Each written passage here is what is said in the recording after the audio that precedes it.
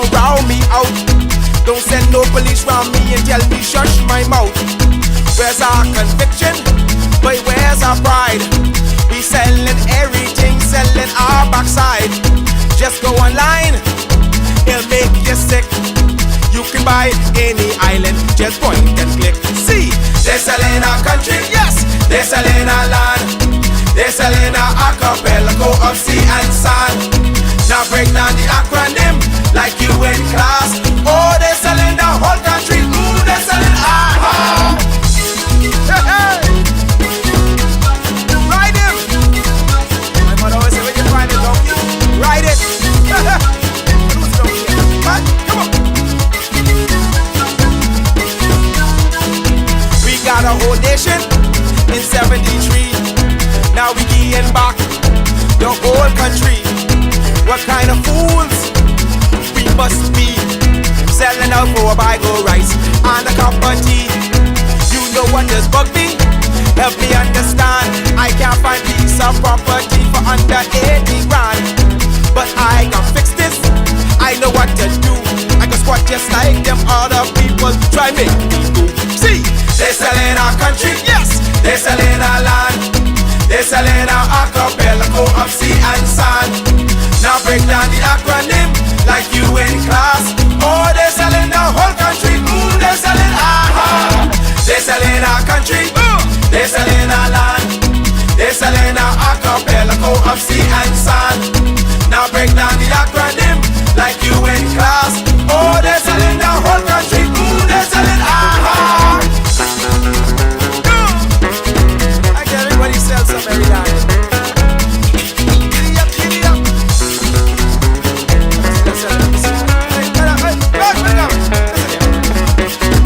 Come on. Oh, no. Let's go. Who's the donkey again? They're selling one island. They won't keep what can be left for you and me. It's just the example what our kids to do. You want them have a sense of pride or go selling too. Cause they're selling our country, yes, they're selling our land. They're selling our archipelago of sea and sand. Now break down the acronym like you in class. Oh, they're selling the whole country. Ooh, they're selling our They're selling our country, yes, they're selling our land. They're selling our archipelago of sea and sand. Now break down the acronym like you in class. Oh, they're selling our whole country. Ooh, they're selling our They're selling our country, yes man. They're selling our land. They're selling our archipelago of sea and sand. Now break down the acronym like you in class. Oh, they're selling the whole country. Ooh, they're selling our They're selling our country, yes. They're selling our land. They're selling our archipelago of sea and sand. Now break down the acronym like you in class. Oh, they're selling the whole country. Ooh, they're selling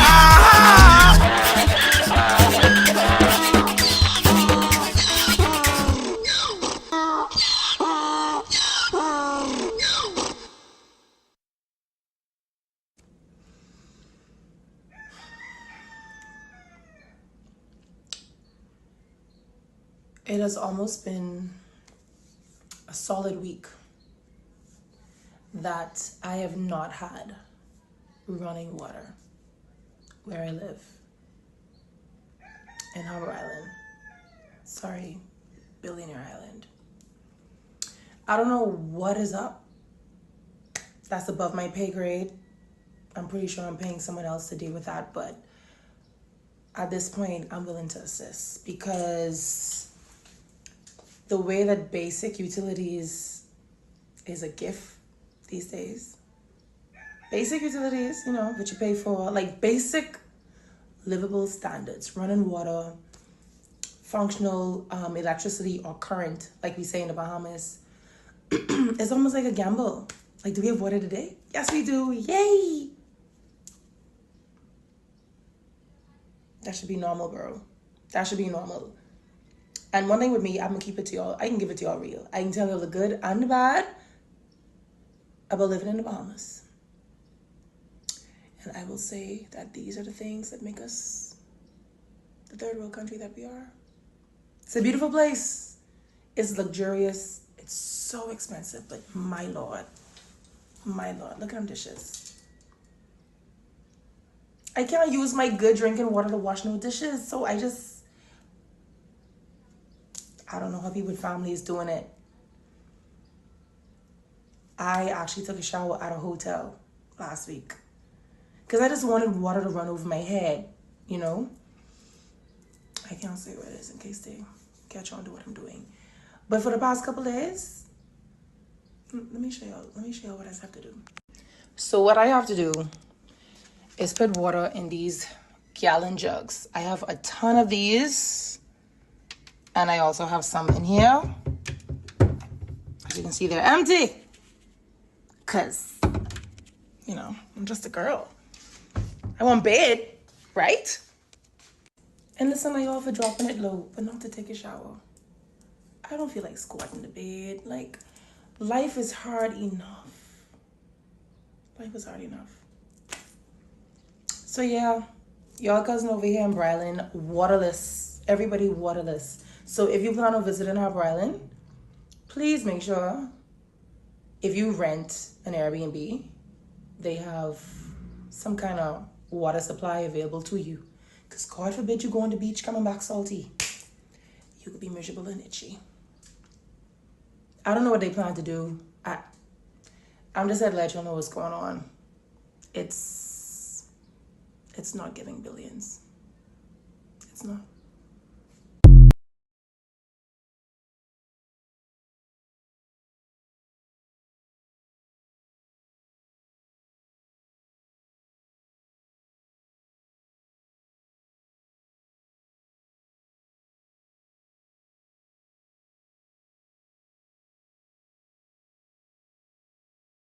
Someone got to be over there. Let's stage it.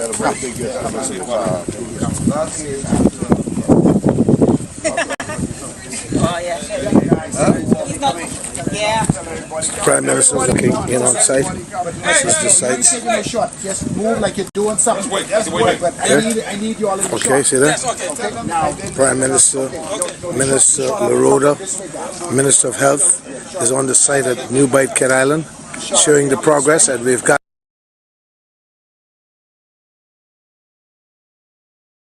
Also right now, I'm going to show you, that's Bishop, who is the general contractor. He is explaining to the Prime Minister as we speak on the progress and the movement of what's going on here in New Bight Cat Island. In the legendary New Age Terminal Building in Cat Island. In Cat Island. The workers are here. Yes. Take a shot like this. Don't worry, you got the picture. Okay. There you go. No pose, no pose. We are doing it. Yes. Hear the noise of the workers. The thing is being informed with the minister. Both ministers are here with him. Yeah. Look at that. Jesus, look at this. And God good? Send that to me. Let me put a poster on that. Good. Good. Hey, Curly.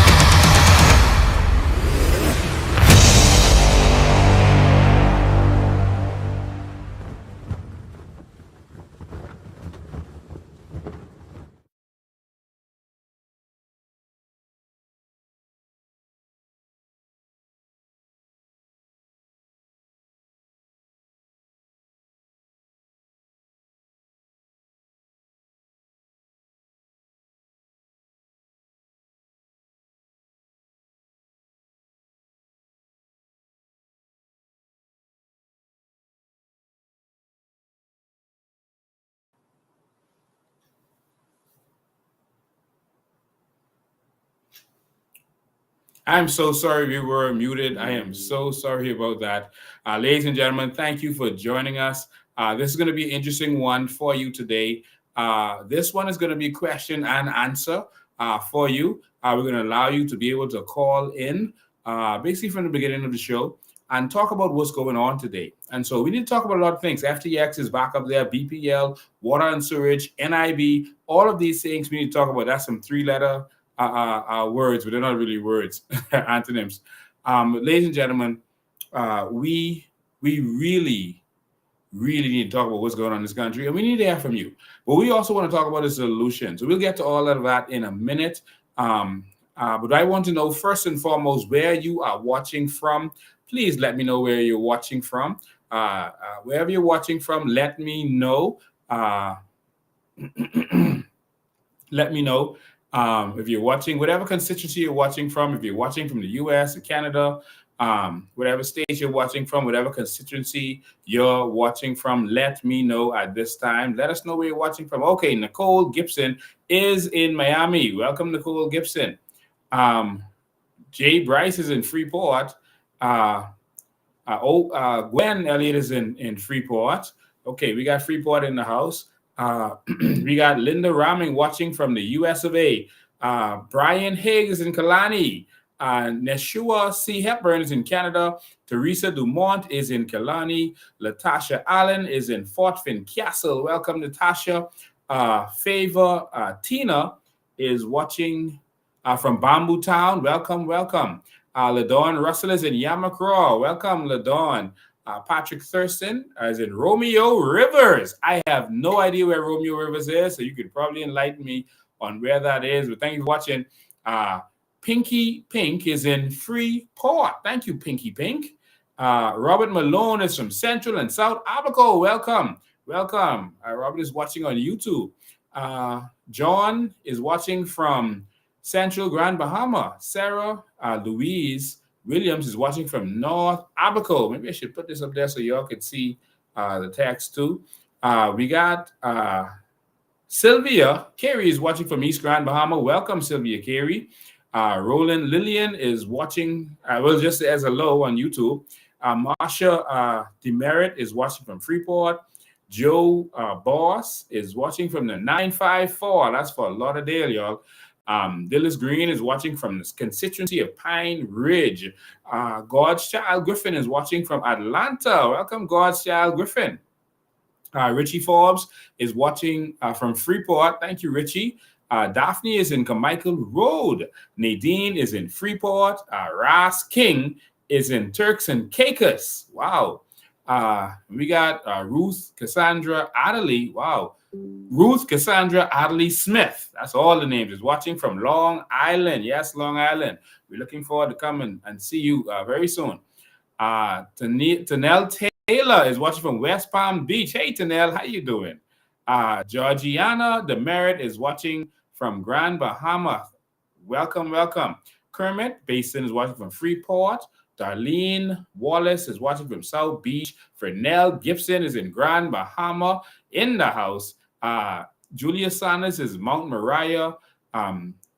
This is Precious Curtis is watching from Atlanta. Joey Brown is watching from Pinewood. Welcome, Pinewood. We're starting the revolution in Pinewood. Lulu is watching from the Big Yard. All right, that's Andres for you, for foreigners watching this. Andrew Clark is in Pine Yard Road. Welcome, Andrew. Charmaine Elliott is in Turks and Caicos. Welcome, Turks and Caicos. Valencia Raming, Fox Hill. Thank you. Fox Hill Gal in the house. Sandra Camp is watching from Tall Pines. Welcome, Sandra. Craig Curry is watching all the way from Green Turtle Key in Abaco. Agnes Taylor is watching from Carmichael. Denise McLean is in Orlando. Welcome, Denise. Donovan Colley is in Freeport. Deanne Newbold is in Pinewood. Ian Bethel is in Freeport. All right. In the building without a doubt. Welcome, Ian. Merville Elliott Maki is watching from, just saying good afternoon. Welcome. Raquel Davis is in East Grand Bahama. Raquel, okay, welcome. Thank you so much. Thank you so much for being here. Marco City is Jay Bryce. Bertha McPhee is watching from Nassau Village. Well, we getting every constituency in the house. Celestina Splexy Tina Newbold is watching from Freeport. That's what Celestina Splexitina Newbold is watching from Marco City. Yeah, we got to get Marco City, y'all. We got to get that in the books. Roland is in Exuma. Anissa Lightburn is in Freeport. Welcome, Anissa. James Williams is in South Abaco. Sonia Paul is in Kennedy. Welcome. Joey Dean is in Louisiana. Michelle Malone, welcome, is in Abaco. Welcome, Michelle. Tanel Taylor, West Palm Beach. Okay, we got you already. Marvin Starr is in Killarney. Flowers Corp. That's Dwayne Flowers is in Orlando. Welcome, Dwayne Flowers. Lorraine Williams is in Freeport. Welcome, Lorraine. Good. That's Keller Gibson saying good evening. Loretta Smith is in Pinewood. Pinewood Gardens in the house. Alvaro Durham. He's talking about the contract. They got the contractor faking. They got the bishop faking. You don't forget that's the same bishop who had the contract to build the building at the school at Oran Bailey, and it collapsed. And so looking forward to see what's going to happen with that airport. Boy, I don't want to be the first to fly into there. Eldridge Gardner is in Agua. Daphne McKenzie is in Carmichael Road. Who's this? Ian Battle. All right, Freeport. Okay, there we go. Okay, I got to stop there. But I see all of you watching this. I want to thank you so much. I see Cat Island is watching.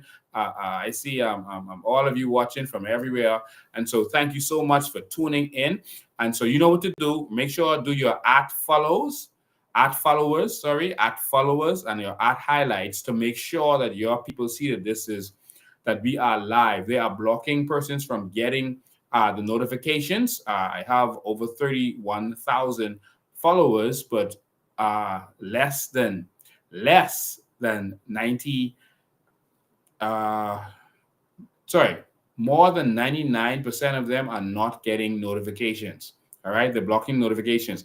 I had one of our staunch followers, their mother, asked, is Lincoln's Bain still doing his lives? And they're saying that they don't get the notifications anymore. They want to know if Lincoln Bain was taking a break. I have not taken a break all my life. I don't even know what that is. And so make sure that you put this out there to make sure that everyone knows what's going on. That's your duty. That's your part in this. But thank you all from wherever you are watching from. We appreciate it, and God bless you. The only way that this is going to happen, y'all, is if we make this happen. All right? It's not what I do. It's not what I say. It's based on you. You are the persons who are going to make this happen if this is what you want to see.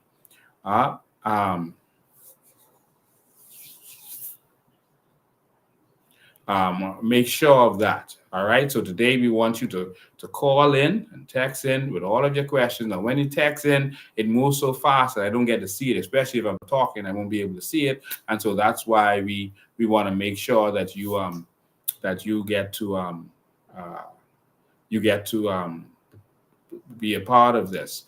Ladies and gentlemen, I want to congratulate our team who organized that walkathon this weekend. On Saturday, we had a very, very successful walkathon. It was amazing. And I want to thank all of you who were a part of that, who did what you had to do to make that happen, who contributed to making that happen. I want to congratulate everyone who were part of that. All right. You did an amazing job. We are proud of you. We want you to continue doing your thing. All right. Want you to continue. So God bless all of you. They walked from the Nio Plaza to, I think it was Central and back. And surprise, surprise. Many of you might not realize this, but there was so many young persons in this walkathon. It was mind-blowing. And it was very encouraging to see all of the young people who wanted to be a part of this. It was something to see. It was something else. So I want to congratulate all of those young people who were part of this. The turnout was great, but a lot of adults didn't take part. They sent the children to take part in the walkathon. Listen, adults, you got to walk too. And so a lot of kids were walking on this one. So again, I want to congratulate you. And so we had a huge turnout. A lot of kids were there. So congratulations on that. And so I think adults were there too. I don't know how many of y'all was walking. I see a lot of y'all in chairs. A lot of y'all sitting down. I hope all of y'all were walking. But I see a first prize here for this young person who was walking. So congratulations to all of you and to our Freeport team. You did a phenomenal job with our walkathon and South South. Our South is always good. Our food is always good in the COI. And so congratulations you. All right.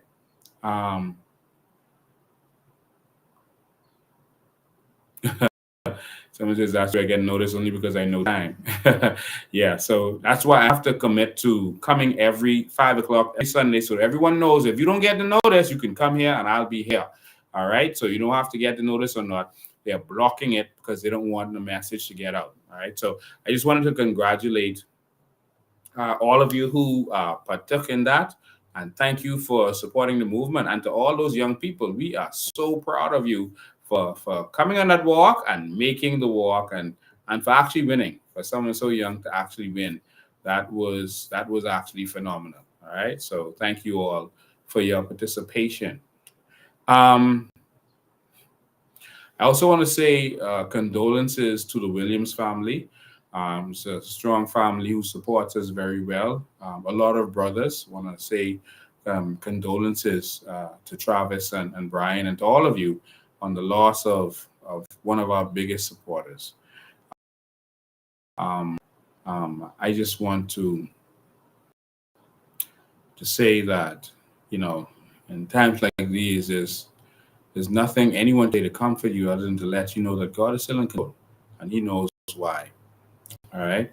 And Wayne Williams is gone, but he will never be forgotten. Right. He was brother to two of our strong members, and we're gonna finish this race for him.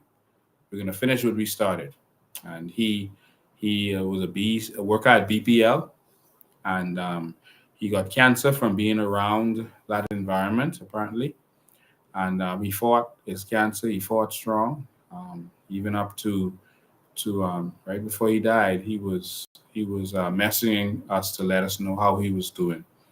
And so we want to say that we will definitely keep you in our prayers. And thank you so much for your support. And we're going to finish this race for Wayne Williams. Also, I want to give my condolences to Lovely Rackley and Abaco and Jacqueline Williams on the passing of their brother, Mr. Kevin Russell. Again, there's no way that we can console you in times like these other than to know that we are there with you, and God bless you. All right. Also, we want to say condolences to Marco Woodside on the passing of her aunt, Marco Woodside. And we again want to say condolences to Miss Kayla and Charles Ferguson on the passing of their son, who was actually killed by police. I think it was last week now. Under mysterious circumstances, he was killed by police. And just letting you know that we are here for you, and God is still on the throne. I want to say condolences to my family on the passing of my aunt, who's in the hospital. She had sent a SOS message to me, but I didn't get the message before she died. I have so much, people contacting me in so many different situations. People who need help, people who are in situations, and some just want to talk, some just want advice, some need help. And there's so many people calling me that I can't get to everyone. I only have 24 hours in the day. And one of them who didn't get to me was my own aunt. And she was in a situation in the hospital, and she was crying out, saying that she feels that she's going to die based on the service she's getting. And we're going to have one day very soon, where no Bahamian would have to die unnecessarily in our health system. We're going to fix this. That's if Bahamians to choose to come together to fix this, or they may choose to keep getting what they've always gotten, which is nothing. But we're going to fix this, all right? So condolences to everyone. And again, a happy birthday. I got to spend the weekend with my lovely daughter. I want to say happy birthday to you, Beijing. 14 now, and that means I'm getting old. Can't believe my baby, the last seed from an Abraham bosom. I don't know how the old people say. I'm not old. I don't know how they say it.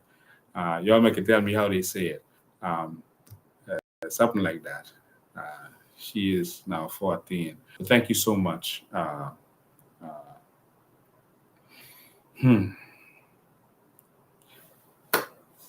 God bless you, baby girl. Love you. All right. So just wanted to get some of those stuff away, ladies and gentlemen. We got to fix our country, because Bahamians are dying every day, and people are taking this for a joke, and people are still celebrating, and people are following, political parties who only care about their party. And while Bahamians are going to continue to die and suffer and remain in poverty, because the role of both political parties, the PLP and FNM, is to keep you in poverty.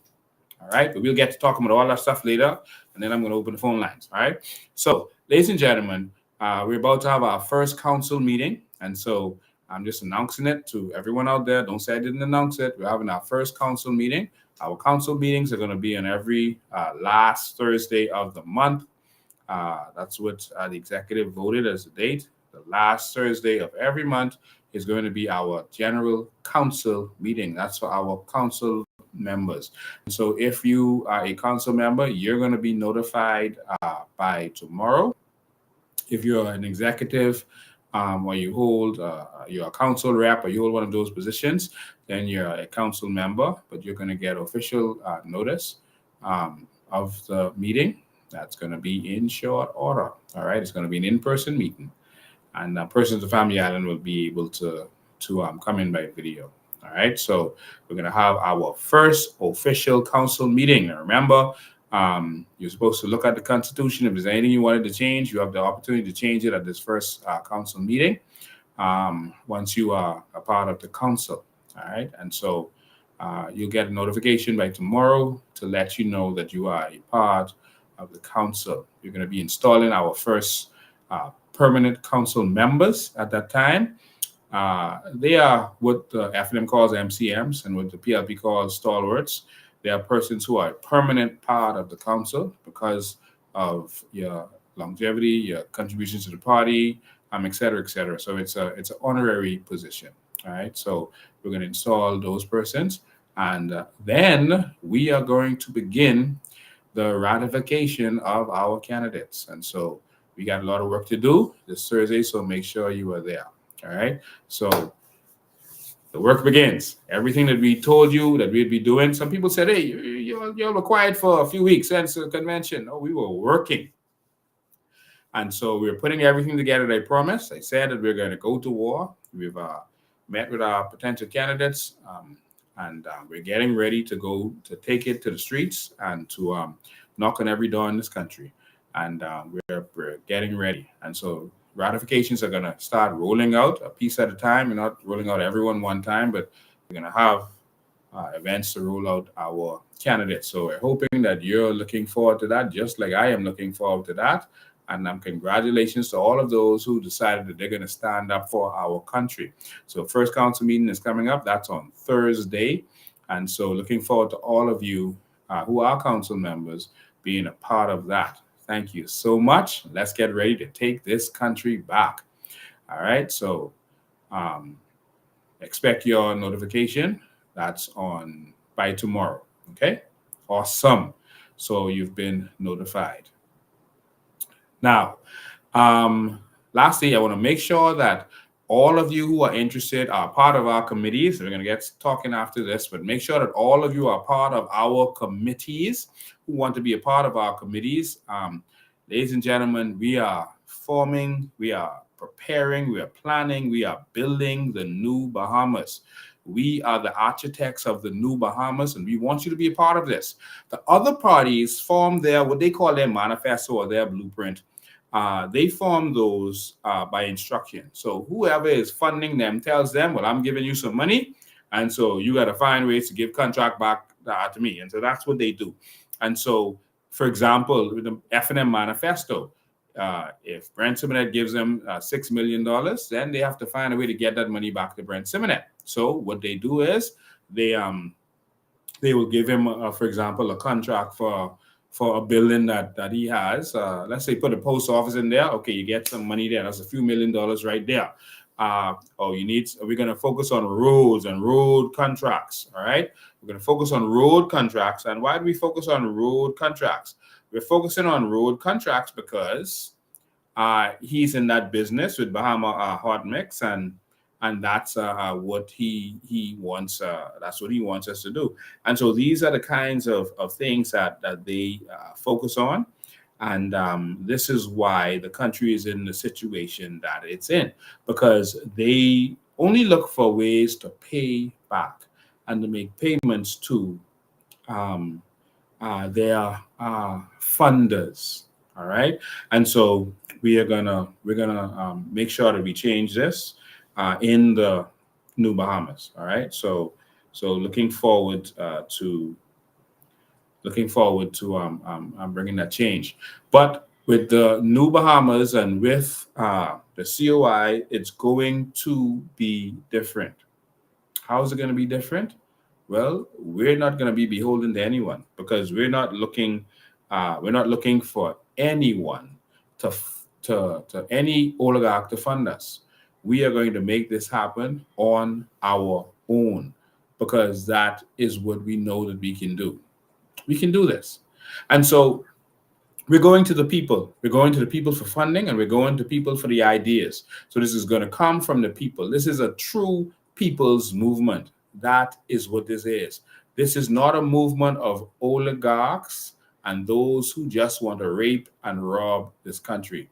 This is a movement of the people.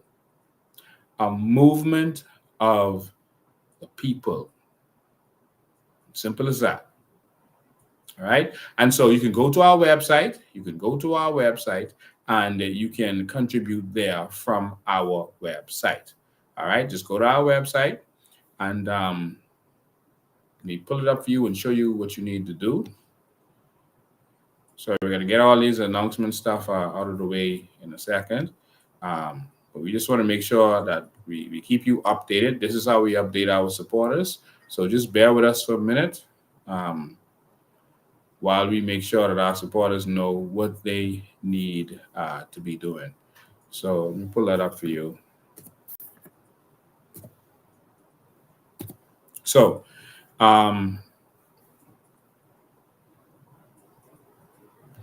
here we go.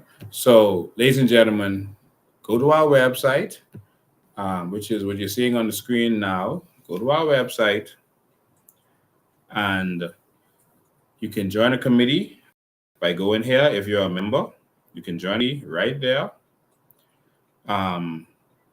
Or you can go to the think tank, and this is where we want you to go. Go to the think tank. We are building Vision 2025, and you can contribute to the think tank. All right. This is going to be major. This is going to be phenomenal. And you have about, I think, 28 areas here that we're going to be discussing, that we're going to be planning for.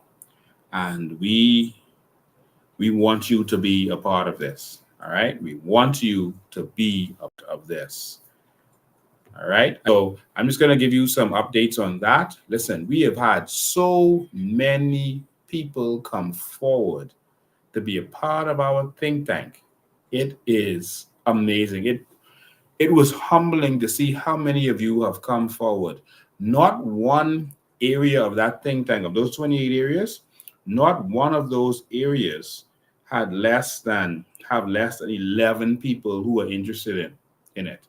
We have areas with over 30 persons where persons want to be a part of it, and some even more. And so we want to thank you for your participation. And so I'm gonna kind of let you know what the scheduling is going to be now. Just give me a second. Just give me 1 second, and I will get that for you so that you know exactly what it is we'll be doing.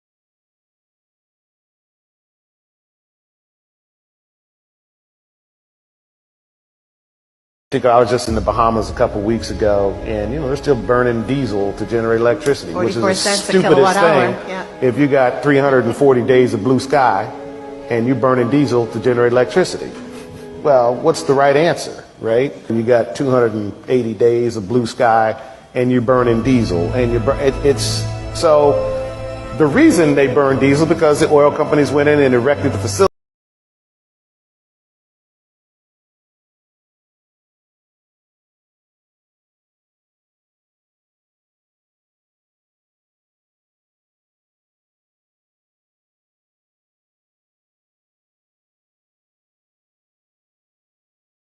I mean, it's just basic, it's stupid. Thinking about this, I'd be moving down there right now saying, hey, listen, let's generate our own electricity, right? I mean, it's smart, and that's what I'd go do.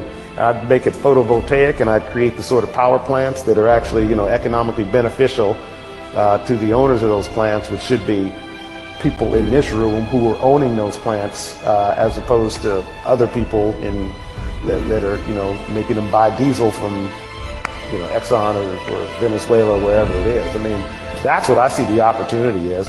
And I will guarantee you right now that the Chinese see that. Because their big problem is they got major manufacturing facilities at scale that outstrip anything here.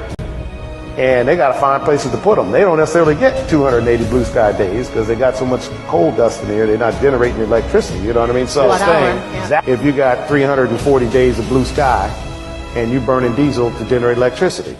And so you don't get as much power out of a barrel of diesel. And then the engines at Blue Hill is not as efficient, yields to a higher fuel charge that customers are having to pay. Right? I mean, it's just basic, it's stupid.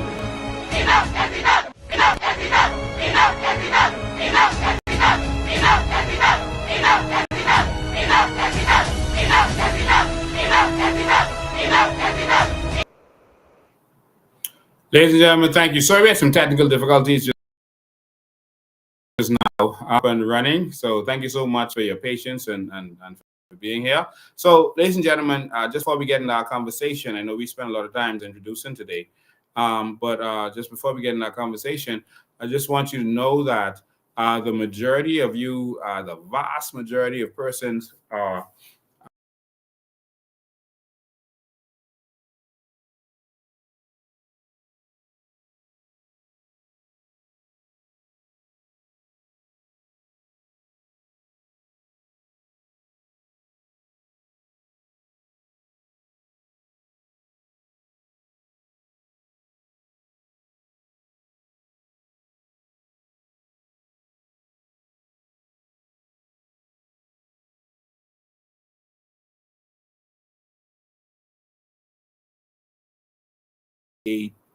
weeks in order to get that done.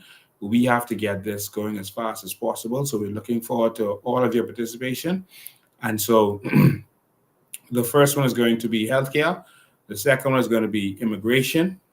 The third we're going to focus on is education. That was the next the one that we had the most persons sign up for. Then agriculture. A lot of people are interested in agriculture. Next, it was that's agriculture. Next, it was crime. Crime was the fifth. The sixth was good governance, and so that will be the next one after that. The seventh is tourism. Interesting. So the seventh is tourism. And the eighth one, and again, we are doing this in priority of what we had the most people sign up for. Next one is national security. After that is land reform. Land reform is the next one. That's a major issue in this country that we are going to make some serious changes in. And then, so I'm not going to list all of them. It'll take too long. But what was very interesting is the professionals that have come forward to be a part of this. And I just want to thank you. The amount of professionals that have come to bring their expertise in this. And again, you can participate in as many of these as you want to, and you don't have to be an expert in that area, because you can like to travel and know about tourism, and you could have experienced something in other countries that you would want to see in our country. And so you can contribute that. You don't have to be an expert at all. But we are also attracting experts in different areas, and that is also good. And so you might have want to see some change in healthcare. You don't have to be a nurse or a doctor or a technician. No, you've been in a hospital before. You've needed healthcare before, and you may have some good ideas for what we need to see. And so we want you to be able to contribute. We want this to be the first plan that comes from the people. Now, I know as soon as we've said that, other parties are going to do it. I know, I can see, because the FNM likes to copy us, I can see them coming now and saying that they're going to get plans from the people. Of course, but we know that Brent Simonet and the oligarchs are supporting them. So we know that it's going to really come from them. All right. But of course, this is going to be the first manifesto that comes from the people. And so we'll see what happens. But we definitely have we have persons who are experts in customer service, experts in IT, networks, communication, surveillance. We have persons who are media and public relations specialists, persons who are experts in business and entrepreneurship, etc. We have several pilots who are on board. We have persons who are captains, boat captains, and other persons in the aviation industry. We have persons in the hospitality industry, experts in hospitals. Also, we have contractors, persons who are experts in agriculture. All right, this is phenomenal. We have educators. I mean, a lot of educators and teachers are serious about a new Bahamas. I guess they're thinking about those children that they are teaching. Persons who are in the taxi and tour business, and remember, in transport, we want the bus drivers. So if you know some bus drivers or whoever, let's get them talking, because we are going to have a new kind of system. We're going to talk about all this stuff as we get going. I'm sorry for this long intro today, but we got a lot to talk about and a lot to do. All right. And so persons who are IT specialists, computer specialists, finance specialists, I mean, there's so many, there's doctors and lawyers who've signed up, management, entrepreneurship, and it's a project managers. And I mean, there's so many different experts here that it was humbling to see how many of you have come forward.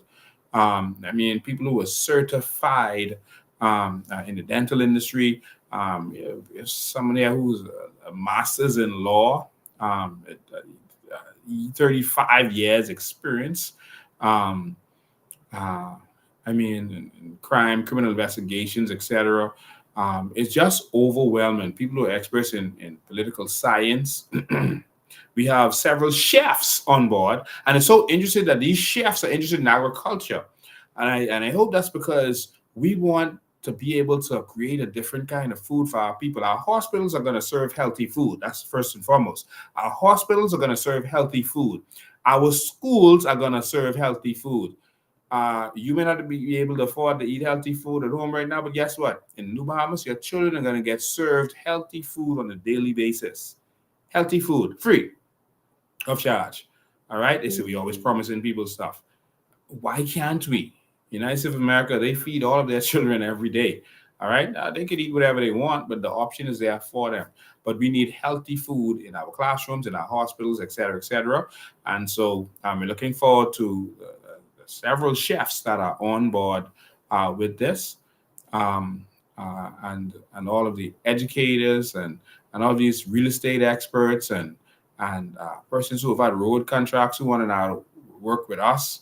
You have a surgeon who is on board, breast surgery and other stuff. And so we have a surgeon who is on board, and a lot of financial experts. So, ladies and gentlemen, we're looking forward to all of this. I'm proud of you Bahamians who want to see the next Bahamas and who are ready to go. You know, I'm watching the F&M convention, and I'm seeing, you know, these people who still want to continue with the old way.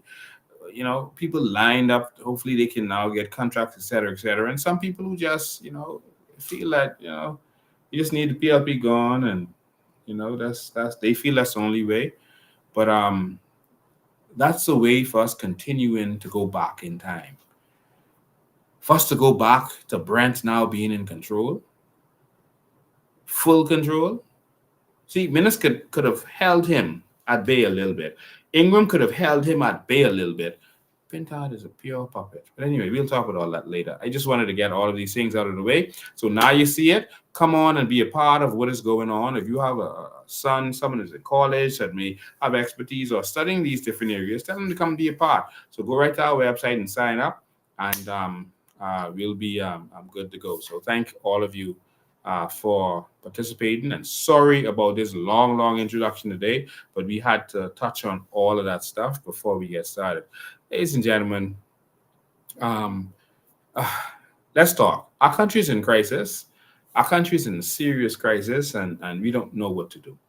All right. Well, when I say we, I mean the government clearly doesn't know what to do. Are we going to continue with that, or it's time to move forward? Let's talk. Let's talk about these different things. Now, FTX is back. FTX is back in the news, and that's because now it's coming to light. All of the things that I've told you, it's going to come to light. It's coming to light that were made to our political figures and their family members and persons connected to them.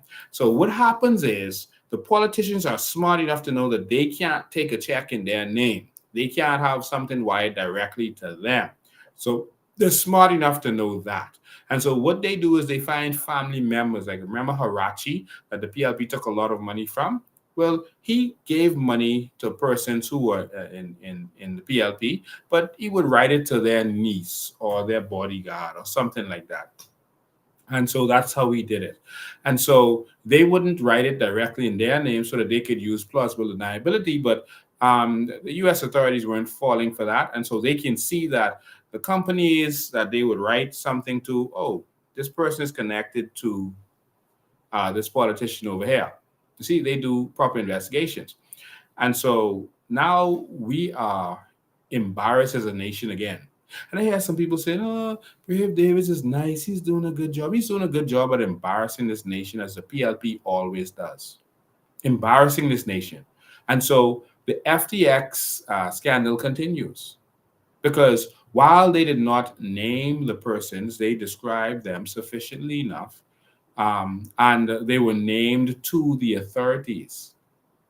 And so the authorities can now use that as a weapon against our leaders to hold it over their head. You see, the thing with when these countries have something on the leaders of smaller countries, they don't jail them. That's not what they do. And that's what you have to be aware of. What they want to do is control them. So now we have a compromised government. That's what that story means that you didn't pay attention to. Someone says they're messing with the live. Let me make sure we doing good. All right. Thank you for being a co-pilot. Oh yeah, the quality is poor. Someone says they're messing with the live. Let me make sure all right. Well, don't worry about that. So what they do is they have something over your politician's head, and they use it to control them. This is what we want. That's what we want. You see? Otherwise, we get exposed this. And when we expose this, you will lose the election, Brave. So do what we say. So if you're looking for the FBI to come and lock up Brave and them for what they was involved in, that's not how it works in international affairs. What they do is they use it for leverage and control. That's what they do. And so now you will see, oh, you was going to do this with China? Well, what about this? You will not win this next election. In fact, the PLP will lose this next election if we expose this. Do as we say. And so that's why sometimes they prefer for persons that they have something on to come into government, because they can use that to control them and to make sure they do what they're told. All right. And so that's really where this is. All right. So make sure you understand that. No one is coming. I hear people saying, oh, the FBI is coming to lock. No. They won't touch them. But they will use it against them to get their way and to get their support on whatever they want. All right. That's how it works. So just understand that that's how things work. So with this FTX scandal, they intentionally didn't name those persons. Because now, see, you don't play your deuce of diamonds and deuce of spades. You don't play your trump card. But you let them know that, listen, you was named in this case, and that could mean you could go to jail or you could get embarrassed. Now, what you could do? We need this, that, and that. And that's how it works. All right? Okay? That's how that works. And so, yeah, so that's how that works. Let me make sure my phones are not on silent, because I'm going to open the phone line as I continue to talk. So you could call me on any one of these devices. All right, perfect. All right, so the phone line is open. It's 803-5995. We're going to continue to talk about some things as I open the phone lines. But just to give you a second to talk. Actually, they say someone is there asking me some questions, but I can't see the text. The text is moving pretty fast. You can call. If someone there has a question or whatever, you can call. All right. Yeah. Perfect. All right. So that FTX saga, that's really what the situation is. And so let's wait and see what happens. But of course, we're all over this. So we're gonna get to the bottom of this FTX thing. There's more that's to come on this. And so the PLP has again embarrassed us as a nation internationally, which is what they always do when they get in power. All right. Every single time. And so they've done it again, and you should have expected this. All right. So let's just keep going. Now, a lot of people have called me from different family islands, members of F&M associations, persons who are delegates have reached out to me because they were disgusted. They were disgusted by um, hmm, how they're being treated. I saw Brandon McCartney making a statement about it in the news, etc. And a lot of people were calling me. Some of them were calling me to really call and speak to it and expose what's going on and this and that. Let me just say, I'm not getting in your business. All right? We need the whole F&M gone. All right? We need the whole F&M gone. The whole Brent Simonette, Hollow Esco party gone. We don't need them to come back and to continue to rape and rob this country. All right? So I'm not getting in that. Just want you to understand that. What you should do, seeing the corruption that is happening with your convention, just leave that party. Don't call me to fight for that party to get it right. I'm not fighting for that party to get it right. I need them to get gone. They are the problem with this nation. It's been 71 years since a hospital was built in this country by the government. 71 years. The F&M didn't build nothing. All that money that Brent Simonette and all these people rape from this country every year, they couldn't even say, you know what, let's build all this raping we doing. Let's build a hospital for these poor people that we raping every year. You think the Hollow Esco's going to say, you know what, all this money we making off them, Minis funnel, the $54 billion food program through us as a payback for our financial support. So you know what? Let's put some money together. Let's all of us get together, and build a hospital for these people. Yeah, let's keep them alive so we could keep making money off them. Let's keep them alive so we could keep, sucking off them. But no, they don't care. Listen, y'all could die. Y'all having children, so more will come. We'll suck off your children. And that's really what's going on. All right? And so for those persons calling me to get in their business, no. And someone asked me, why is Brandville talking now? It's a strategy. There's a lawsuit right now with Richard Johnson against Michael Pintard, the leadership of the F&M. And so there was an injunction that F&Ms cannot speak ill of each other until the court case is finished. That was a strategy by this dictator mindset that Pintard has. He wanted that. All right. So that means F&Ms can't criticize F&Ms. So what they have to do is get someone who is not an F&M to criticize what they're doing. You see? And so what Minis did was, instead of him talking or one of his F&M colleagues talking, he got Brandville, who is not an F&M, to talk. All right. And so I just want to make sure you understand what's going on, because, we don't want you to get swing with this stuff. And so that's why they picked Brandville to do the talking, because if something goes to court, they can say, oh, Brandville is not an F&M. And so that's the trick.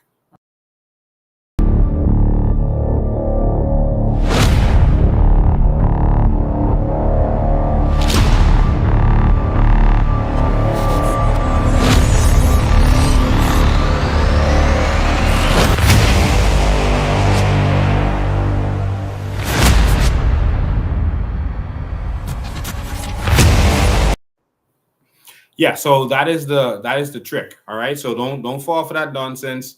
That's what they're doing. Someone says, another sellout, it really takes a lot to stand firm in this situation.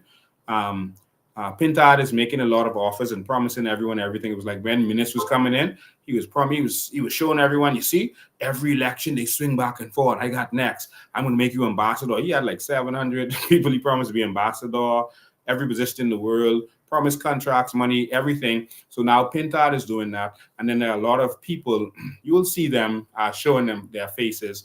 They feel like, you know what? It could swing back to the F&M. So let me put myself in position to make some money for me. I ain't worried about the people no more. I'm not worried about this fight. Let me put myself in position. And it's difficult when, you have needs. You have your mortgage is due, your child in college, your business isn't doing well. It's hard to stand up for country. and they make that sacrifice, especially when you're going to be there and be ridiculed, and people talk about you, lie on you every day, and make up stories, and then people believe them. And so it's really hard to stand and fight. And that's why I want to congratulate everyone who's a part of the COI and who decided to put country over self, all right, and not party. And so you're going to see these people who are going to want to come and be like little leeches and suck on to the FNM because they feel they're getting next, and they're going to get something for them and their families. And then the country is going to suffer. And so we call on all of you to be strong, and let's keep going. All right. So with that stuff with the FNM, it's shameful that they were calling for, what do you call it? Branch elections after the convention was called, and some people from Andrus called and different other places, and they were like, they're changing, they're sending different names, and some people were even saying, like in Abaco, if you don't support Pintard, you have to find your own transportation, find your own way to get the convention. And man, I'm not getting in that. I have no interest in getting in that. But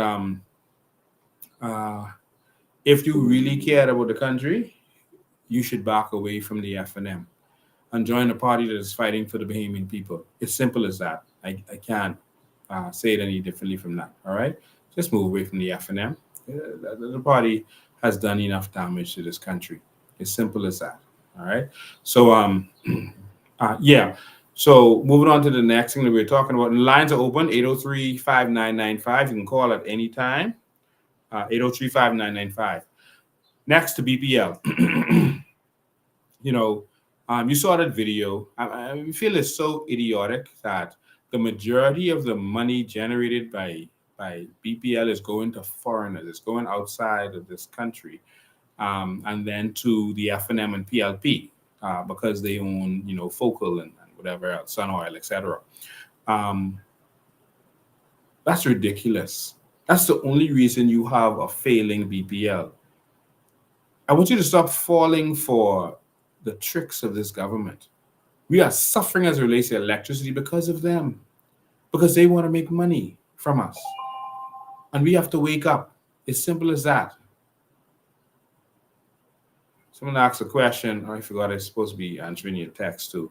Lincoln, do you trust Branville McCartney? No, I feel that Branville is in a serious situation, and he is doing what it takes to get himself out.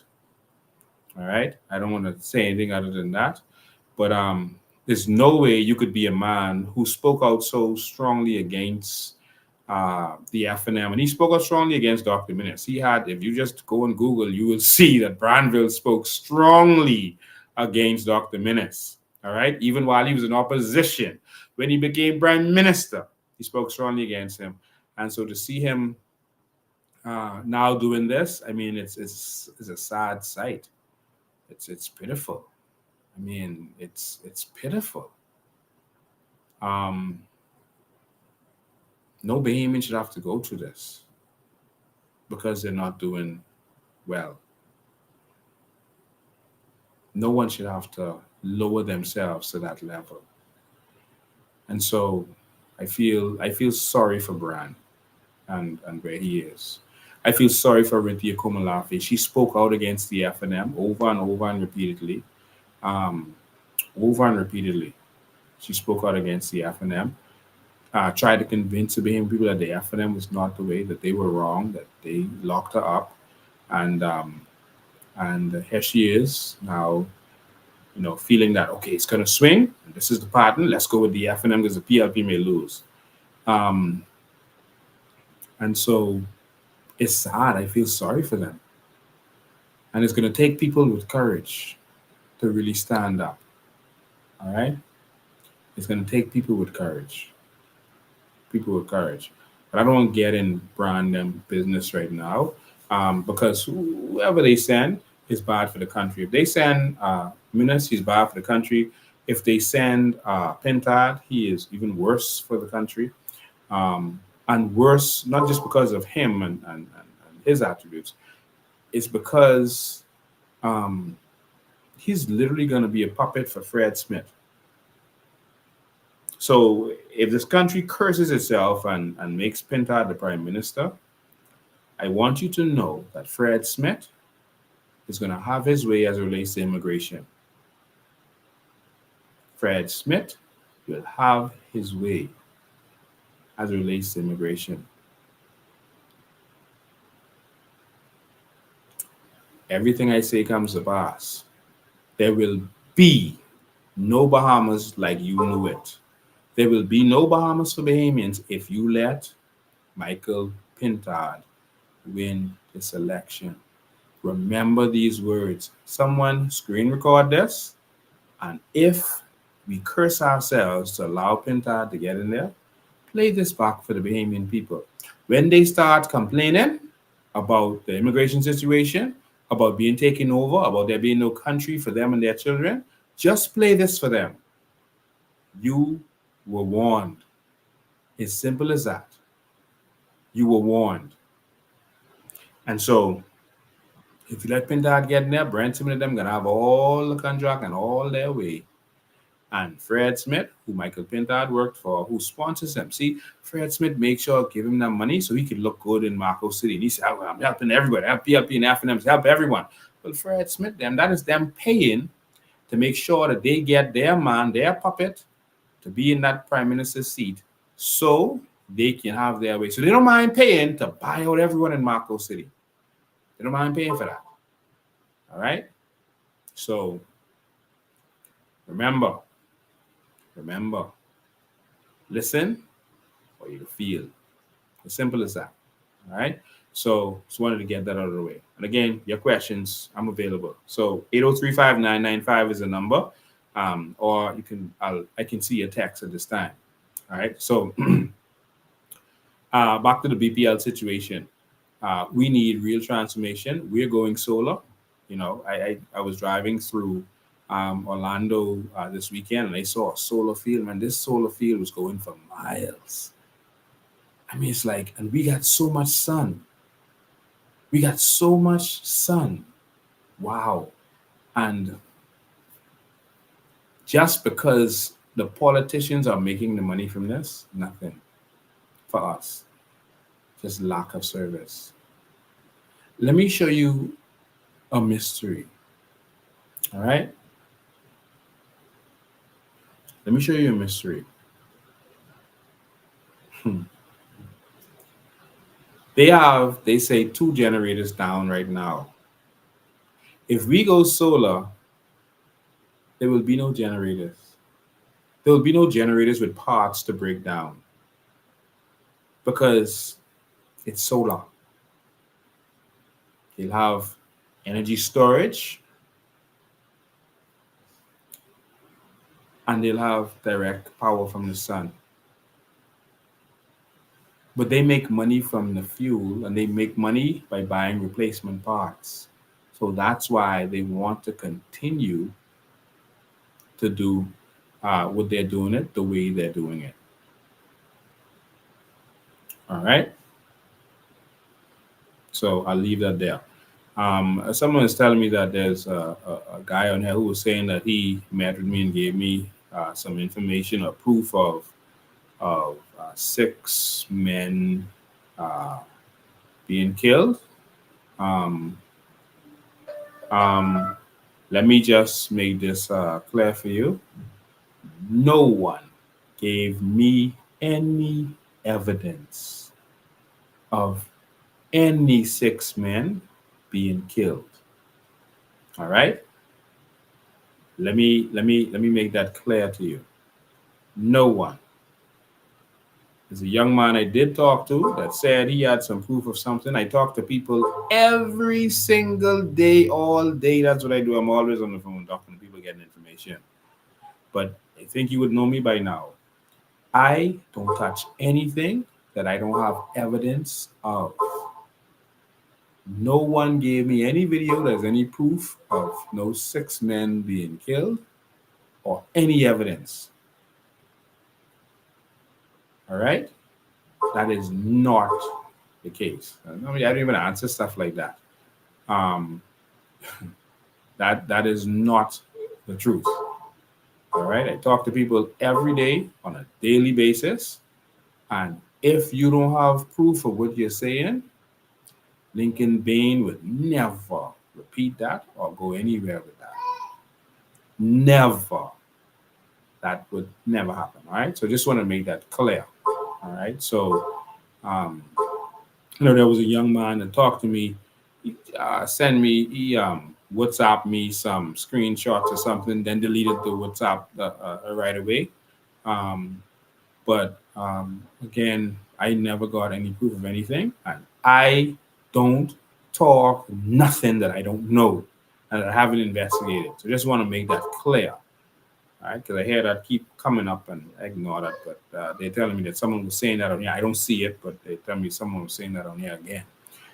So for that person, no, my brother, whatever evidence you have, it's simple. Present it to the Bahamian people. You always go live and present your evidence. If you have some evidence, just go live and do it. But I don't deal with anything that I don't have proof or evidence of.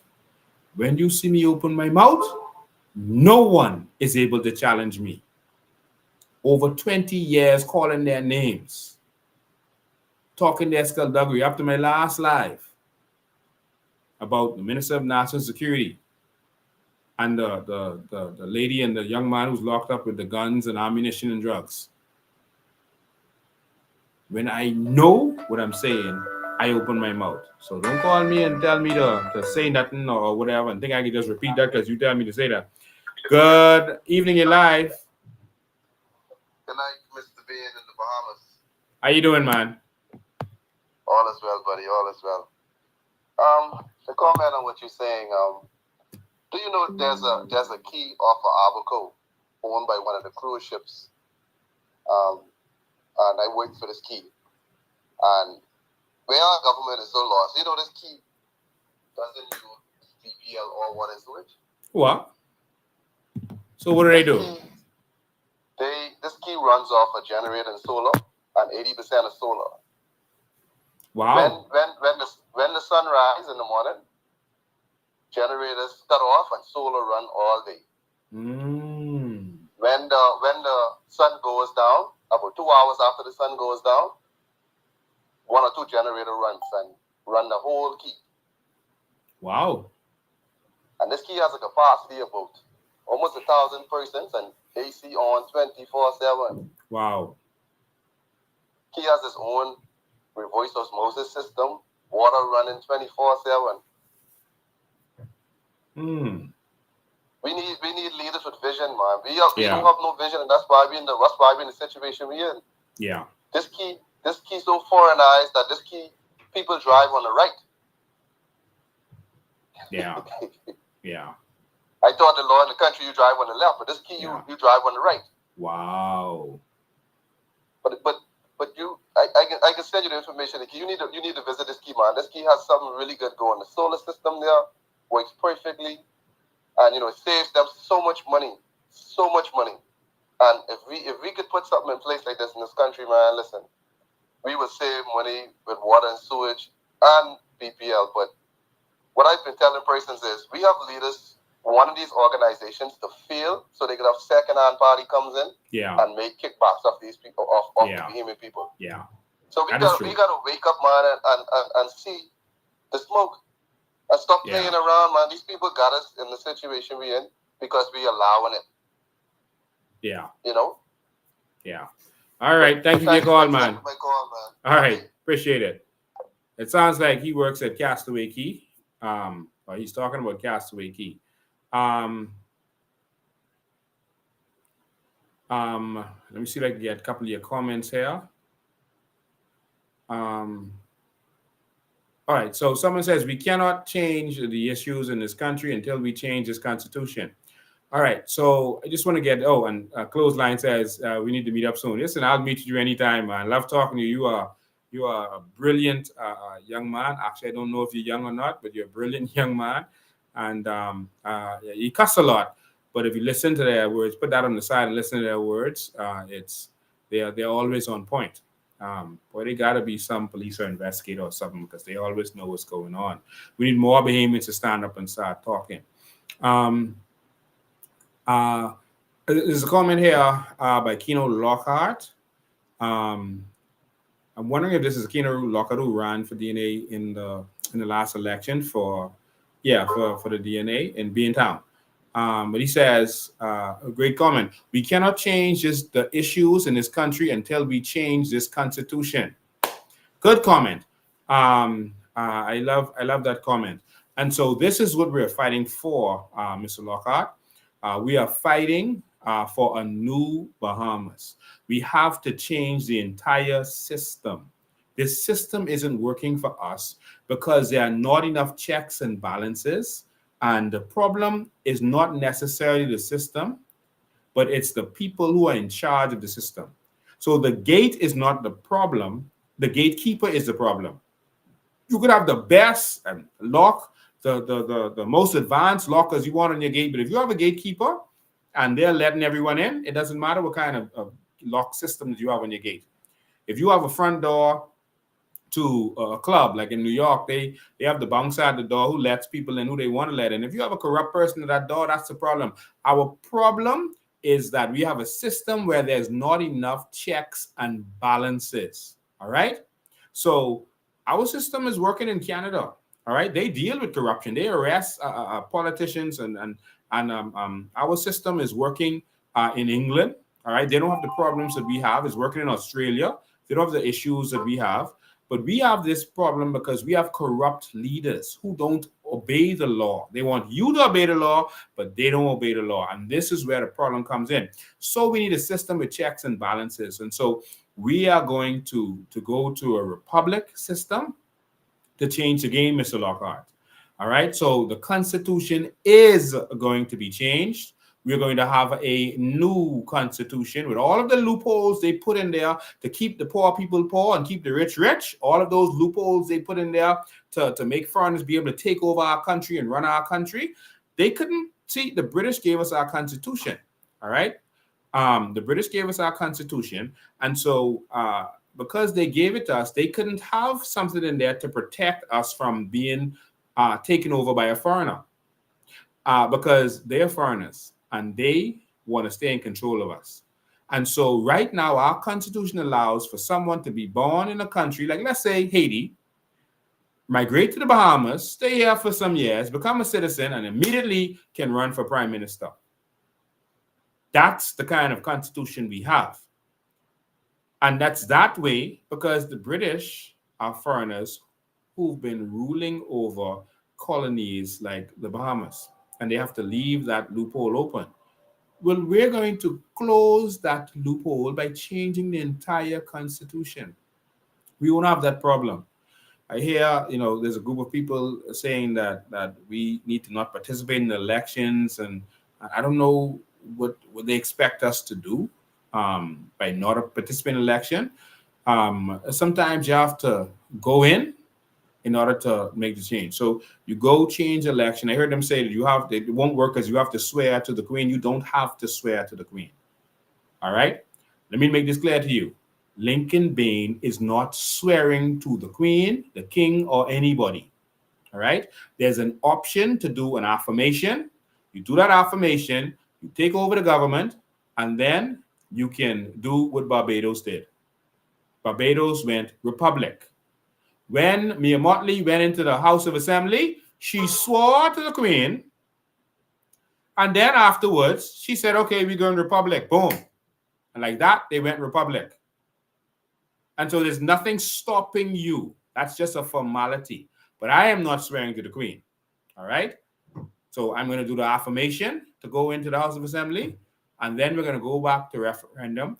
And we're going to change the Constitution. But something I want you to notice that a lot of you didn't notice with when we went independent. We went independent without doing a referendum. You notice that? There was no referendum, and we just went independent. And that's because the majority of people didn't want independence. And people didn't know it. Before election, people were afraid. Before election, they asked him if we're going independent. He said, no, we're not doing independence. And then he did it without a referendum. Good evening, you're live.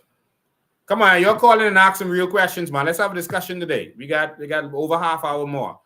Let's have a discussion. Good afternoon, you're live. Good day, How you doing? Good day, Mr. Ben. How you doing? Awesome, man. Okay, I just wanna ask a question, right?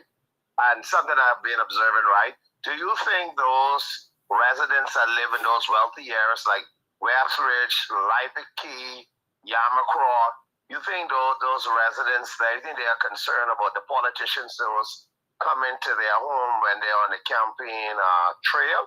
No, they don't care to see them. Area? They don't care to see them. So why with the behemoths that live in the grassroots areas, why do they say, oh, I haven't seen my MP, I ain't seen them, and some of them haven't seen their own family residents for 10 and 30 years? Why is that? It's a culture. They want to be able to see the MP to be able to ask him for something in some cases, or they want to feel like they did their responsible duty by saying, I talked to this man and I'm voting for him because I talked to him, which really still is not the case because they just vote for party in most instances. Well, they have been. And so that's just been the culture. They want you to come to their door. And if you don't come to their door, well, I ain't know you, so I ain't voting for you. But in America, Obama can't knock on every door. In England, you can't knock on every door. But that's the culture here in the Bahamas because it makes you feel like a responsible voter.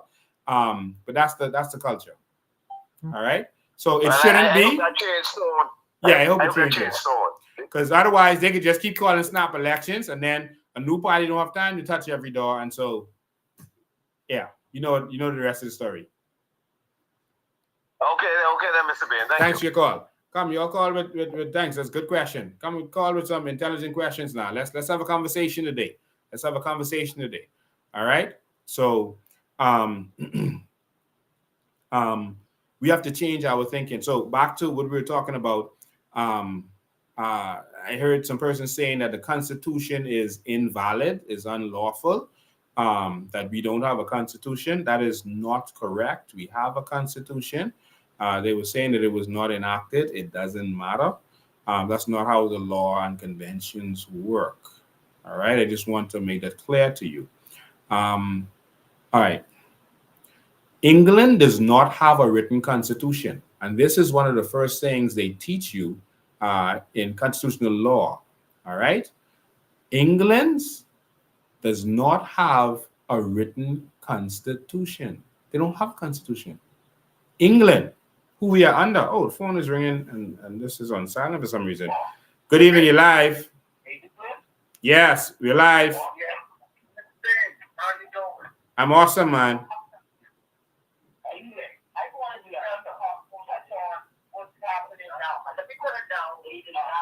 Yes, because I can't hear you well. Yeah, let me turn you down. Okay. I'm calling from the United States. Okay. Here. Okay. I'm headed on home. But what I wanted to ask is the ongoing issue with FTX now in the public domain. Right? Yes. As I've seen that they have mentioned about 1,500 Bahamian persons involved and some officials. Okay? Those names I've seen Ryan Tinder at the very top and, the Prime Minister and so forth. What is the reason that this government, even after about 2 years, has not provided investigators and liquidators of the information relative to what they did with our exchange commissions in the Bahamas? Why is there so much cover up of that issue? You mean in the U.S. or in the Bahamas? In the Bahamas. Okay. You know why there's cover up? Because this government courted FTX. I believe that Sam Bankman-Fried knew he was in problems in Hong Kong where he was. And he realized he was in problems because the product that he has didn't have any backing. All right, it had nothing behind it. And so they created these tokens that had nothing of value behind it. And so a lot of their value was based on nothing, on fake tokens that they could print at any time. And when he heard all this talk about carbon credits, et cetera, in the Bahamas, he approached this government and started talking to them about carbon credits and trading it on his platform. Now, you remember that before election, this government and the previous government, FNM and PLP, was saying that carbon credits aren't real. Don't listen to Lincoln Bean. Meanwhile, both of them were negotiating with this Sam Bankman-Fried person, and the PLP was telling him they're going to turn over all of our carbon credits to him, the billions of dollars worth of carbon credits. And then they eventually, and I told everybody this, not about FTX, but that they were going to take this and try to use it for themselves. And they took it. And after election, they created this carbon credit law, put it in the hands of the prime minister and under control of the prime minister. This thing that they said wasn't real. And they were saying, they announced that they were going to give it to FTX to trade on their platform. And so that means that they were going to take all of our carbon credits and give it to him. And he, of course, paid some monies to officials in the Bahamas to be able to get that favor. And that's what I was telling everyone while this was going on. Do you think that Sam Bankman-Fried is known for paying off politicians around the world, paying off politicians? You think the Bahamas and the PLP government would be the only government in the world, not in the world, you know what I mean? The only government he dealt with that he didn't pay off? The Bahamas now, brave them, you know they got payoffs. And so they have to cover their tracks and cover their trails because they were caught. You understand? And so that is why all this cover-up has happened. I showed all of the evidence while this was going on. I showed how he was able to come here without any qualification or classification. Hold on. This is an important call. Let me just deal with this. Daddy girl, I love you, but I'm doing my live now, okay? All right, love you. So that's my baby girl. I'm sorry, I had to answer that. So they have to cover their tails, you see? And I showed the evidence how this man came here and opened this whole company, and he had to produce nothing to show his qualification. You, as a Bahamian, opening a coconut stand, have to show the government more than he had to show. It's almost like they just did this to benefit him. You see? And so now they got caught. They didn't expect this thing to collapse like it did because they didn't do all their due diligence, because they just saw this man was legit. They saw him giving away plenty of money, and they took money, and that's it. So now they got to cover their tails. Yeah. But it's going to come back to haunt us, not the PLP, us, because those big countries don't go after the leaders. They use it. They use whatever they have on them to control them. So they ain't gonna touch Brave, they ain't gonna touch the PLP, but they can use it to control them, all right? Right. But I see they have some information printed over here in the Herald where they find some 41 property in a particular organization or some type of financial institution that these properties have been put in, and the liquidators can't get access to these things, or the accounts overseas. I heard they put some 35 million or more in an account overseas.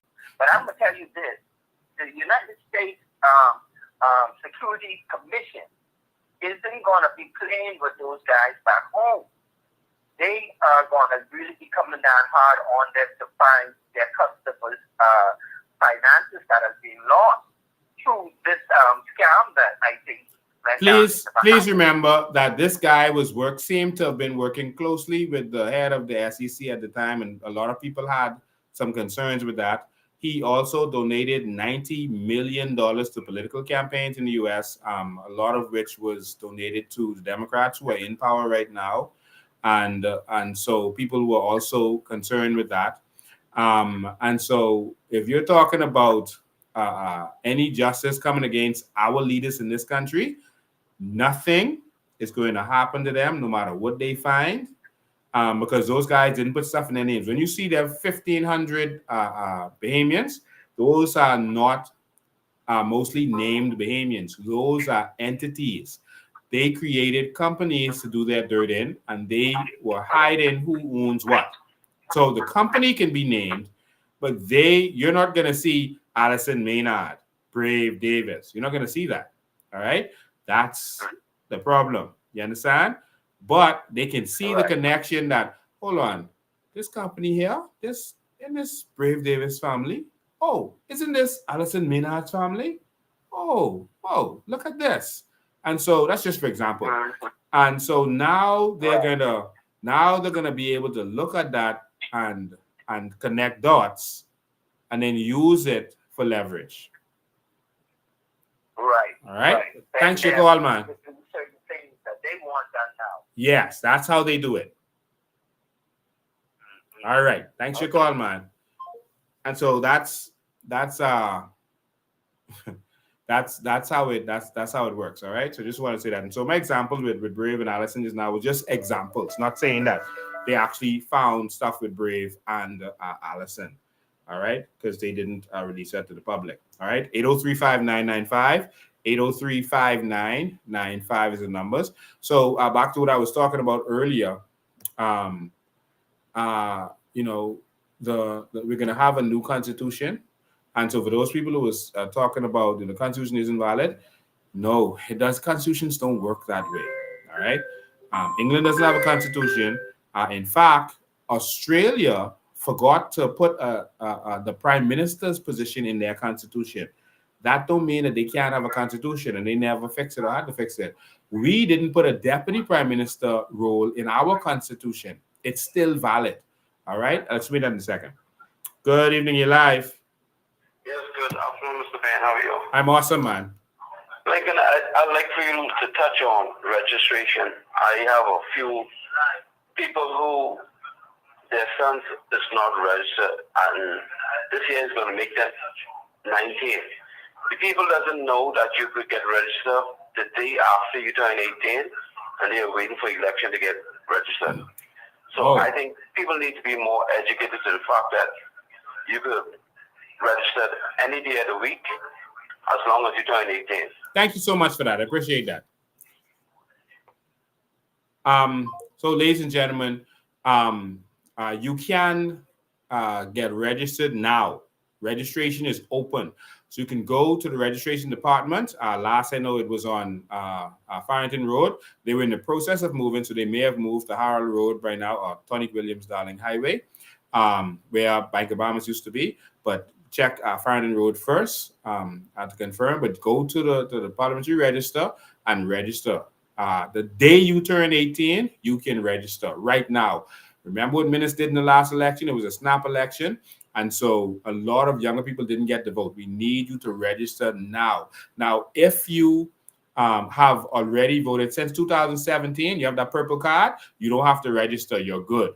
All right. So once you have the purple card that you registered for the 2017 election and beyond, you are good. You don't have to register. All right. Only if you change locations, you have to register again. All right. So if you move from one constituency to the next and you want to vote in the new constituency, you have to register. All right. And I'm going to encourage all of my new Bahamians who are living around the world to register to vote. Come on, man. Let's change this country to what you fled to. Many of us had to flee the Bahamas to go and get opportunities, get job opportunities, etc., and go and work elsewhere. We want to turn it into what we've gone to. We want to make this country work so we don't have to move to somewhere else. All right. So I just wanted to touch on that. So I was saying to you that those persons telling you that the Constitution isn't valid, that part is not true. But do we need another Constitution? Yes, we need a new Constitution. We need a new system. We need to get rid of the system because there's not enough checks and balances. And that's what good governance is going to do. All right. Someone says, can we register abroad? I don't know you to be able to register abroad. You may have to register here, but call your local embassy or consulate and see if they will allow you to register abroad. Otherwise, come to the Bahamas and register. All right. And so That's how you have to do it. Yeah. Lost my train of thought there. Reading these comments. That's we have to change the system. We need vision, man. There's some simple things that we can do to transform this whole country. All right, simple things that we can do. You know what? We need culture. How beautiful would it be if persons can ride around on the trolleys that they have in some countries that has a connection to a power line, and so they don't use gas, they use electricity, and the line the trolley drives wherever the line is. Can you imagine trolleys, and they have buses powered by that too, trolleys and buses powered by that line, and guess what, that line is powered by solar? Wouldn't that be beautiful?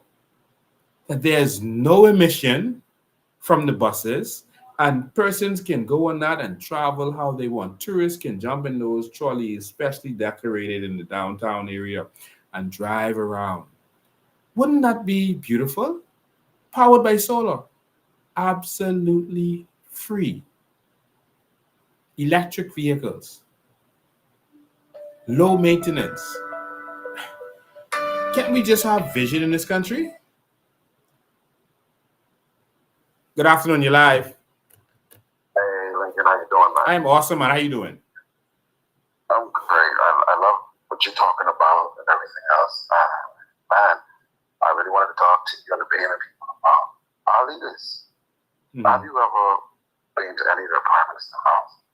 Been where? Have you ever been invited? You ever been invited to the Prime Minister's house? Yes, Philip Davis invited me to his house before he was Prime Minister. He was trying to bribe me to get me to work along with them, but I refused to go. Okay, I said. In fact, my team actually told me, you ain't going. I don't have a problem hearing anybody out, any leader out, or meeting with any leader. But if it's that you want to get me to do what Brandville and Cassius and Arinti and all these people have been doing, setting out, I ain't doing it. No. I ain't talking about that. A lot of people I think you maybe on speaker or something. We can't hear you clearly. Oh, sorry for that. No, I said a lot of Bahamian people don't even know where that Prime Minister lives or what area they live in. Yeah. I haven't been to the house, and I've been, because of certain situation, business, invited. All of them got solar.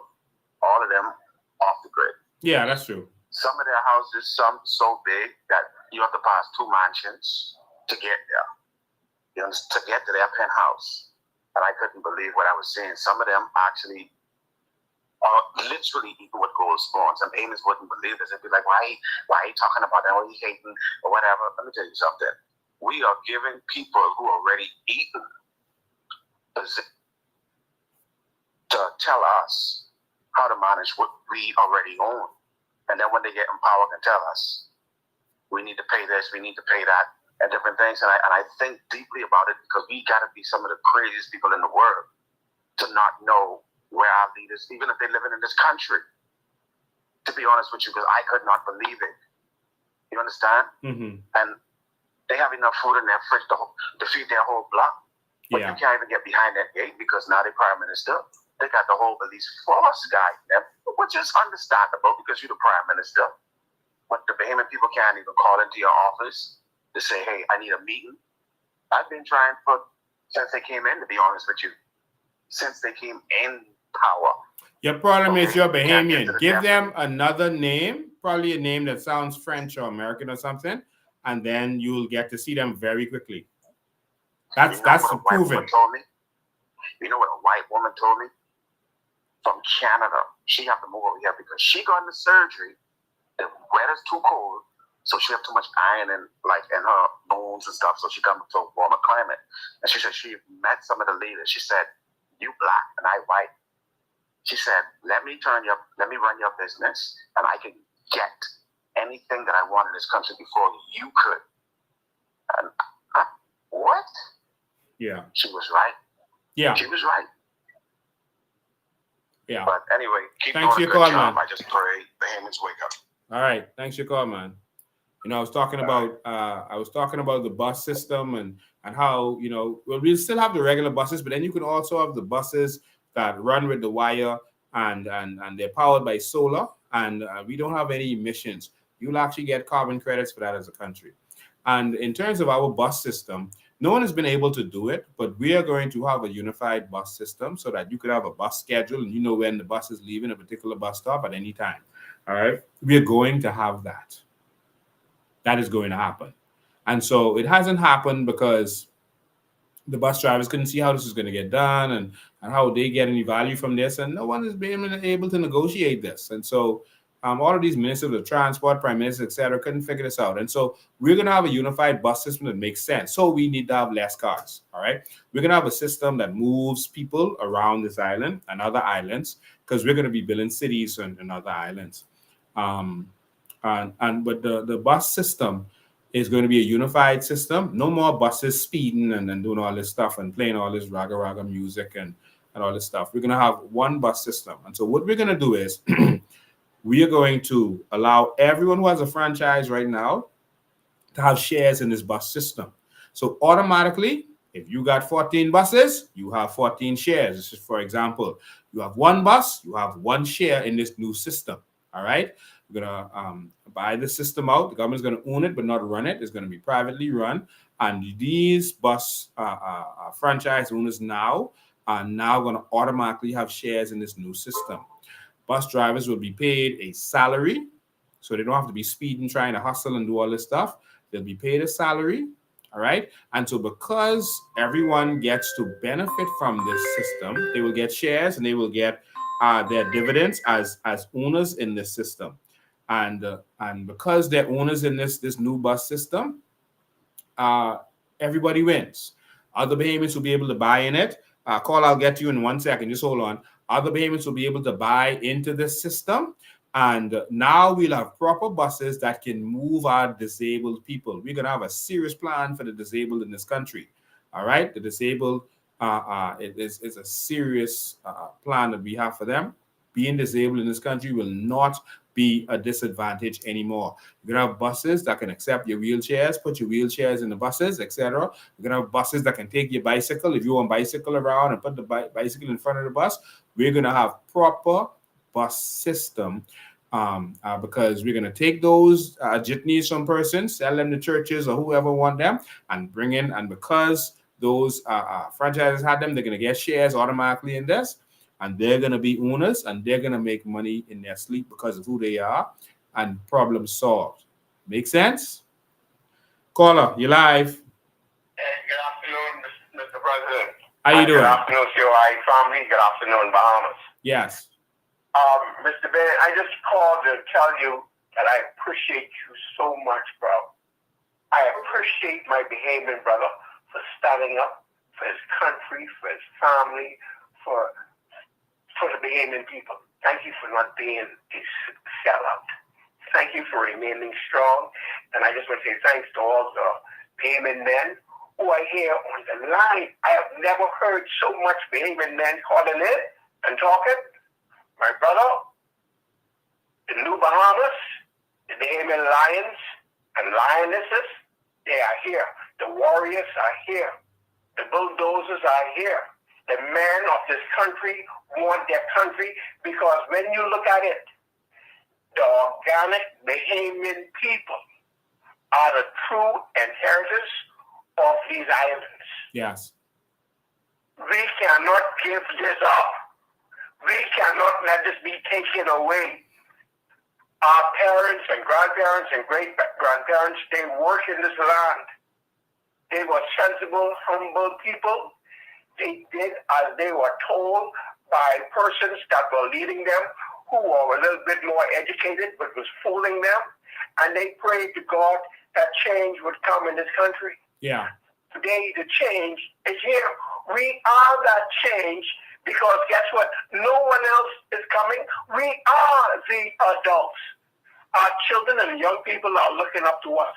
And I thank you for staying focused and strong and being obedient to the assignment that God has called you to.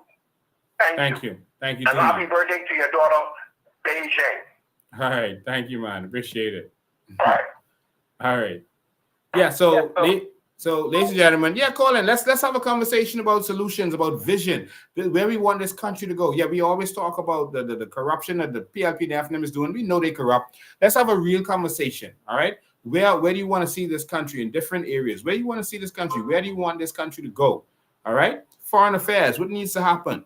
We need some changes as relates to our passport. We have a new passport. That's just a hint.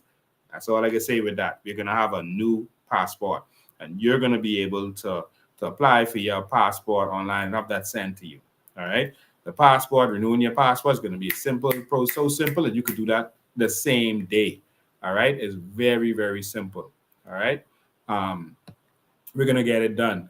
We have some things we're going to change in foreign affairs and finance and fisheries. We're going to change the game. We are going to be the biggest fish farming country in the world. Right now it's China, and 50+% of the fish that's farmed in the world is made in China. All right. And so they are farming fish, and they got mostly land. And we got all this water, and we're not where we need to be. But we're going to be farming all manner of fish in the water, in the ocean, not on land where they have all these problems where they gotta do all this stuff. On the land, in the ocean. All right. So we don't have to worry about the fish getting sick and all this stuff happening. Let's have a real conversation.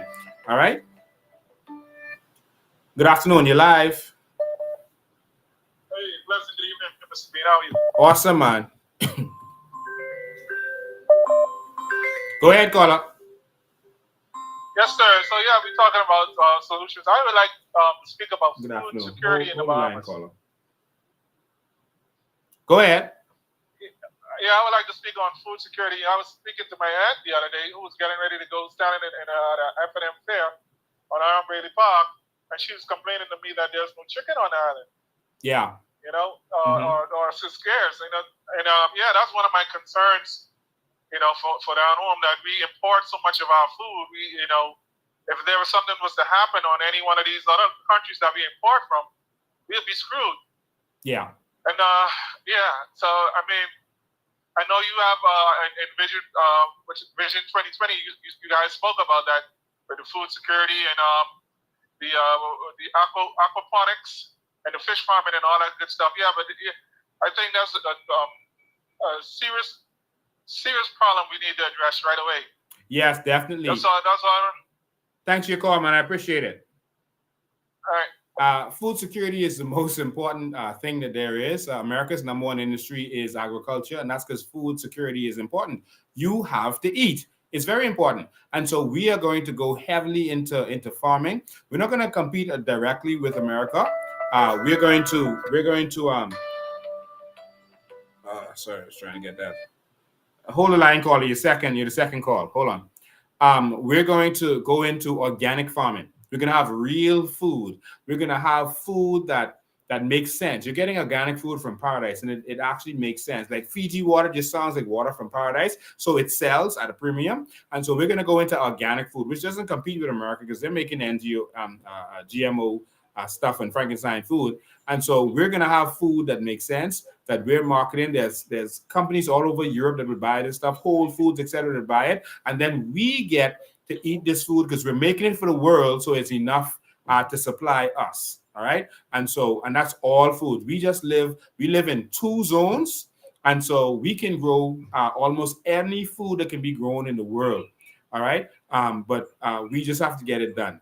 The reason that they destroyed farming, Ingram did it. These same Brent Simonet and these people remember Michael Pintar was the Minister of Agriculture and did nothing for agriculture, killed it. Well, he was following what Ingram did and Brent Simonet and them, because the oligarchs make so much money importing food, between $1 billion to $2 billion, depending on the year, up to $2 billion a year. They worth of food they import. That's not the value, that's the imported value. So they sell it for way more than what it costs to import it. So that's billions of dollars, right? And so they bring in all this food and they make money from it. The government also makes money on the customs duty and the VAT.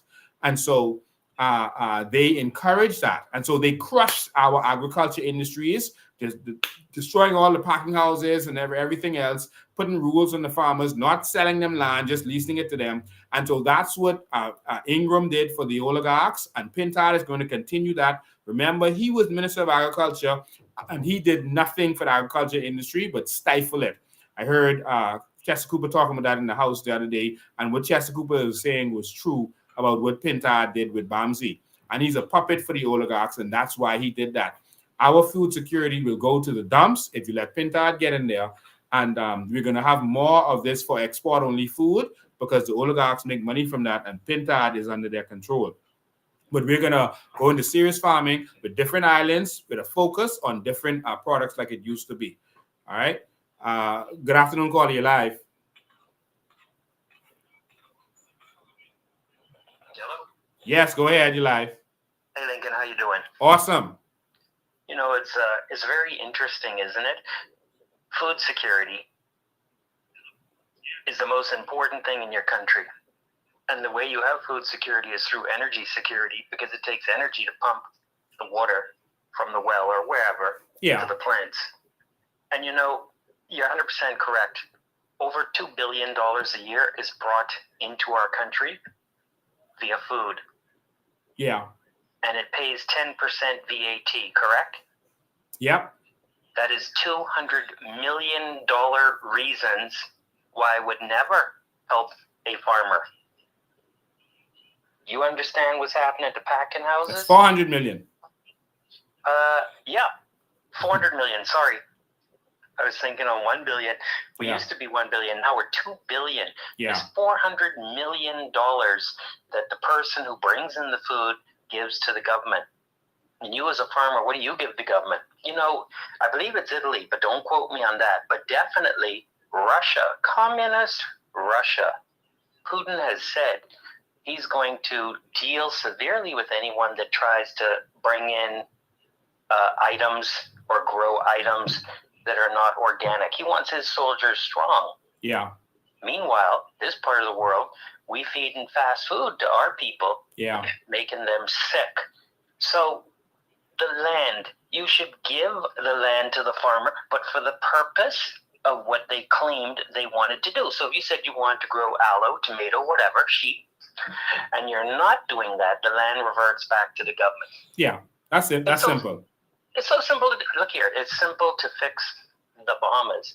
But like you said, I believe, you know, looking at these people who run in to lead this party now, I believe one guy actually realized that I gotta watch my words, that the rich people, it may have been their time. Because remember, he said next time would be for the poor? Yeah. So did he know whose time it was the last time? And now I look at the rich people getting cozy with certain people. And I start to wonder if I'm going to see 2.0. Because, you know, if I have to choose between everybody in that race, I got to go with the guy that said next time is for the poor. But I don't believe any of them believe any time is for the poor, because they've had 50 years. And what did they do? Did they get us energy security? No, food security? Nothing. You said it all the time, no hospital. I mean, 50 years. How long does it take you to take your wife, your girlfriend, your significant other out to Valentine's dinner? After 50 years, you would take them to Valentine's? See, you don't want them to go to Valentine's. That's the bottom line. Yeah. Anyway, Lincoln. Thanks for your call. It's easy to fix this country, eh? It is. It is. Have a good one. Thank you, man. Corey, you're live. Go ahead, Corey, you're live. Mr. Vin, How you doing? everything is okay, my brother. Man, Mr. Vin, it's a pleasure to talk with you. This is the first time Thank you, man. I'm ever Welcome. reaching out. First time I've ever reached out. I supported you in the last election. That was my first time. Wow, thank you, man. Supporting you. And I'll be doing it again. And I just call in to encourage you, man. You know, I just want to encourage you and not to work. Because I watch these guys with the same old stuff, and I was watching the you know, this thing, the FNM is going on right now. convention and stuff. It makes you sick to the stomach, you know what I mean? And just call it just to encourage you to don't stop. Your people who are behind you, and no matter how it looks. And to the people out there, no matter how it looks, just keep on, man. Just keep on, because we already got this fire lit, and I don't want to see it. I don't want to see this fire out. So Thank you, man. Just keep it up, sir. I appreciate you. Thank you, man. I appreciate you. All right. God bless you. Yeah, so we need a country that's focused on vision and getting things done. All right, we're gonna make a lot of changes as it makes to as it relates to the fisheries. Like I said, disability. We're gonna make this country work for disabled people, including changes with bus schools. You're gonna see the plans that we want to bring forward in terms of our protecting our environment. A cruise ship company dumped into our ocean, and they were fined by America and not by us. How ridiculous is that? They dump in our ocean and America fined them. We didn't. Think about that. Good afternoon. You're live. Good afternoon. How you doing? I'm good. How are you, Mr. Ben? Awesome, man. Okay, I get 3 quick points. And Mr. Jens, I started to take notes. The first point is I wanted to revisit your bus plan. Yes. Now, I may have misheard, but you're saying that you want to privatize the bus system? The bus system is privatized, but we want a unified bus system. Okay. And then you said something about taking the current buses from the drivers. Buses who are willing to cooperate with our system, we are going to give them shares in the new busing system that's going to be more advanced, organized, structured, with proper buses that can help all of our society. And they're going to get shares in this new company, and they're going to get dividends for that. They're going to get their money paid. What I heard was salary. They've been working for this private company. No. But now you're saying shares and dividends. No, I said they will get shares. I said if you have 14 buses, you get 14 shares. You have 1 bus, you get 1 share. The bus drivers will get a salary instead of just trying to hustle like they're doing now and causing, a lot of the issues that we have out there. And so the bus drivers will have a salary. Okay, but bus drivers, they usually get the days, right? They don't get paid salary. They keep Saturdays and certain days, I guess they work with it. Yes, they make different arrangements. Sometimes they have to bring a certain amount every week, and then sometimes they keep certain days, including Saturday and Sunday. Right. Okay, now agriculture. What I read, you maybe could correct this as a man of law and historical. What I recognize is tariffs and taxes never came on to local farmers until Finland. Finland, in my understanding, was the one that created challenges and destroyed the farming and agriculture in the country when he applied taxes to the local farmers, and he removed taxes or allowed persons to import food with no taxes applied. He started the process. Ingram finished the process, and everyone else continued the process. I just wanted to say, because farms was destroyed from the 80s. No, they weren't fully destroyed. We had a lot of farms. I have family members who still had farms in the 80s, and they were still operating. But what Ingram did was finally choke them out. It finished them. All right, they're saying that. Let me help you understand. See, you have to understand the PLP and FNM and the oligarchs and how everything has been working in this country. All right. How it's been working is when Pillen came into power, he realized he didn't have money. The UBB had all the money. All right. And they met with him and they offered him to lend him the money to pay off the workers. But then they had certain demands that they had of him.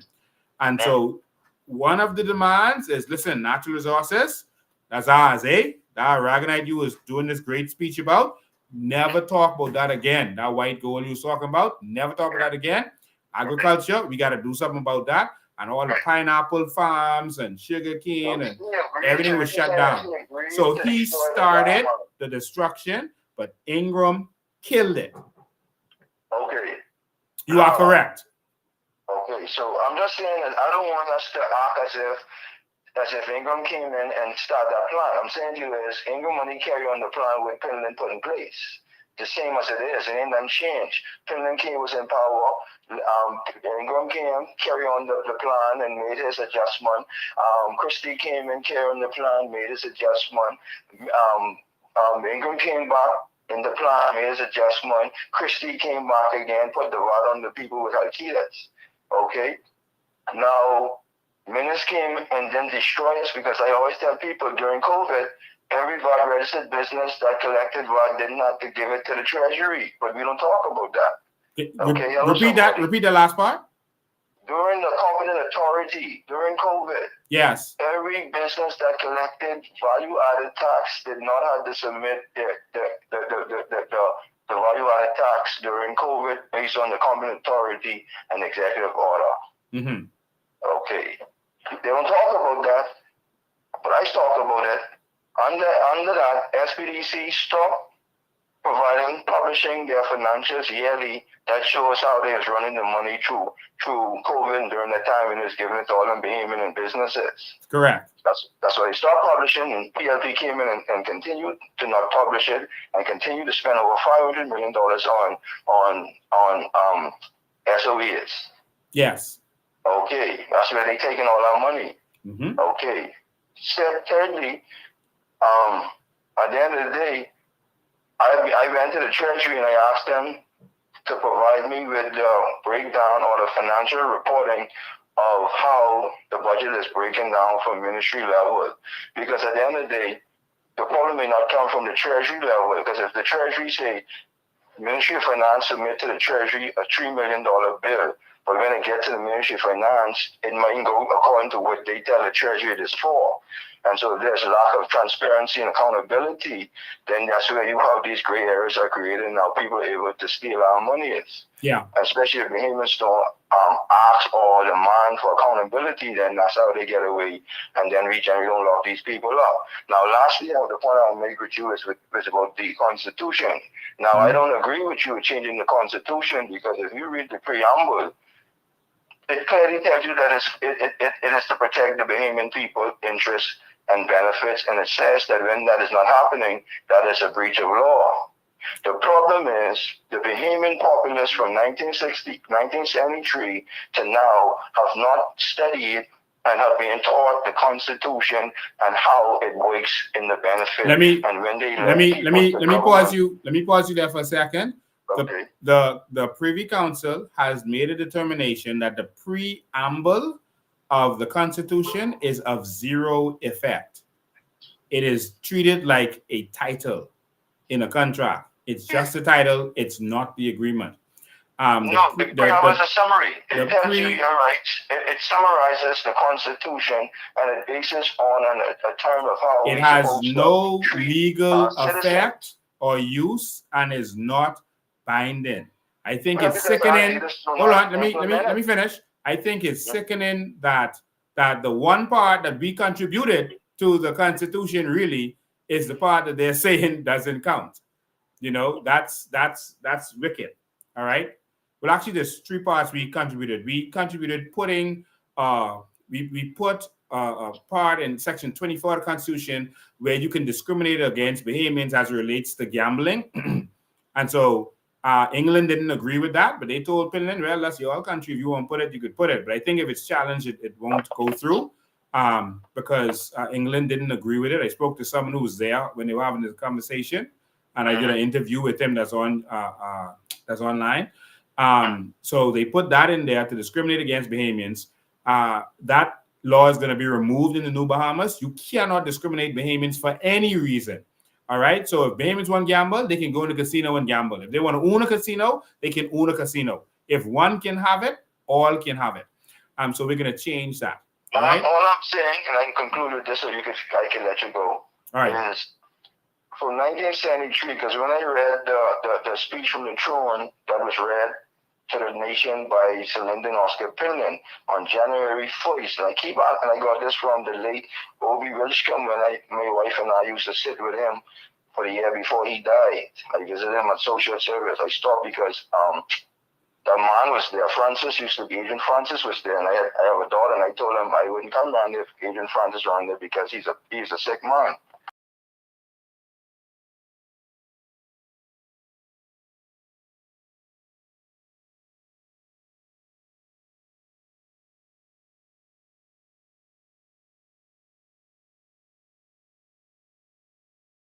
When they did not follow through with what they supposed to do for the Bahamian people, and not make what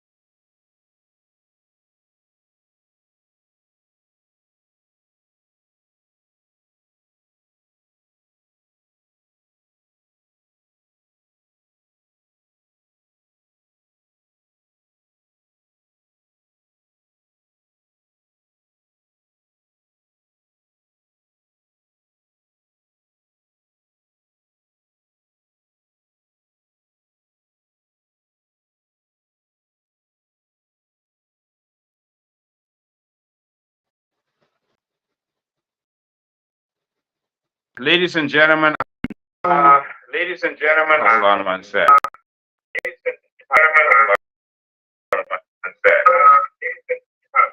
I have no idea what transpired. We off just now. I don't know what exactly happened, but I'm going to. I guess we're gonna have to end it there. I see a lot of people have signed. A couple of hundred people have signed out. I just want to say this last thing before we go. I think you can hear me now. You missed a lot that I was talking about. I did not realize the live was down, but we're back up now, and the quality of the stream isn't as good as it should be. Yeah, people say when it happened, I don't know. We were knocked off. I guess we were talking about too much division. So what's gonna happen is next week, what I want to do, next week we're gonna have a full show about. And you're still here. Wow, you're still here. Thank you for staying tuned in. Next week, we're going to have a full show talking about vision and the vision for this country. And we want you to invite all of the trolls and those kinds of people who don't believe, if they have something that they don't believe in as a part of our message, tell them to tune in, be a part of the conversation. Tell them to disprove me. We're going to let them do that next week. We're going to have a talk about vision, where we can take this country and the solutions for different areas. So we're going to talk about different things next week. Let's have that conversation, all right? Okay, see, I got a caller coming in. Let me take this call and I'll finalize. You got to hear this, what I'm saying. Good evening, you're live. Good evening, you're live. Good evening, caller. Good evening. Okay, we can't hear them. I was really talking about stuff about after that call with the Constitution stuff. I don't know what all you guys missed and where we're going to go with the Constitution and what we're going to do and the real facts behind it. We'll bring all that up next week. Last thing I want to talk about is there are some people who are saying that they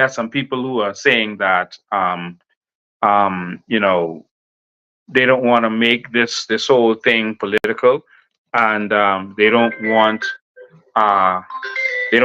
this fight for our natural resources to be about politics. So I gotta plug in. Oops. All right. They don't want this fight to be. Let me take this call. Good afternoon. You're live. Okay, we missed them. What's happening here? All right. All kind of strange things are happening. I'm so sorry about all of this. Yeah, let's get this together. I'm so sorry. We had to improvise. I had to bring in another device and put it on a special VPN so it couldn't be tracked to continue this. Okay, the phones keep ringing. Good afternoon, you're live. Good afternoon, you're live.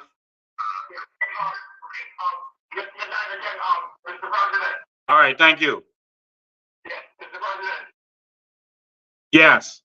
Yeah, something what I recognize that in the House of Assembly, when politics is in session, I've never heard Michael Pintard call Brave Davis' name out on a negative note.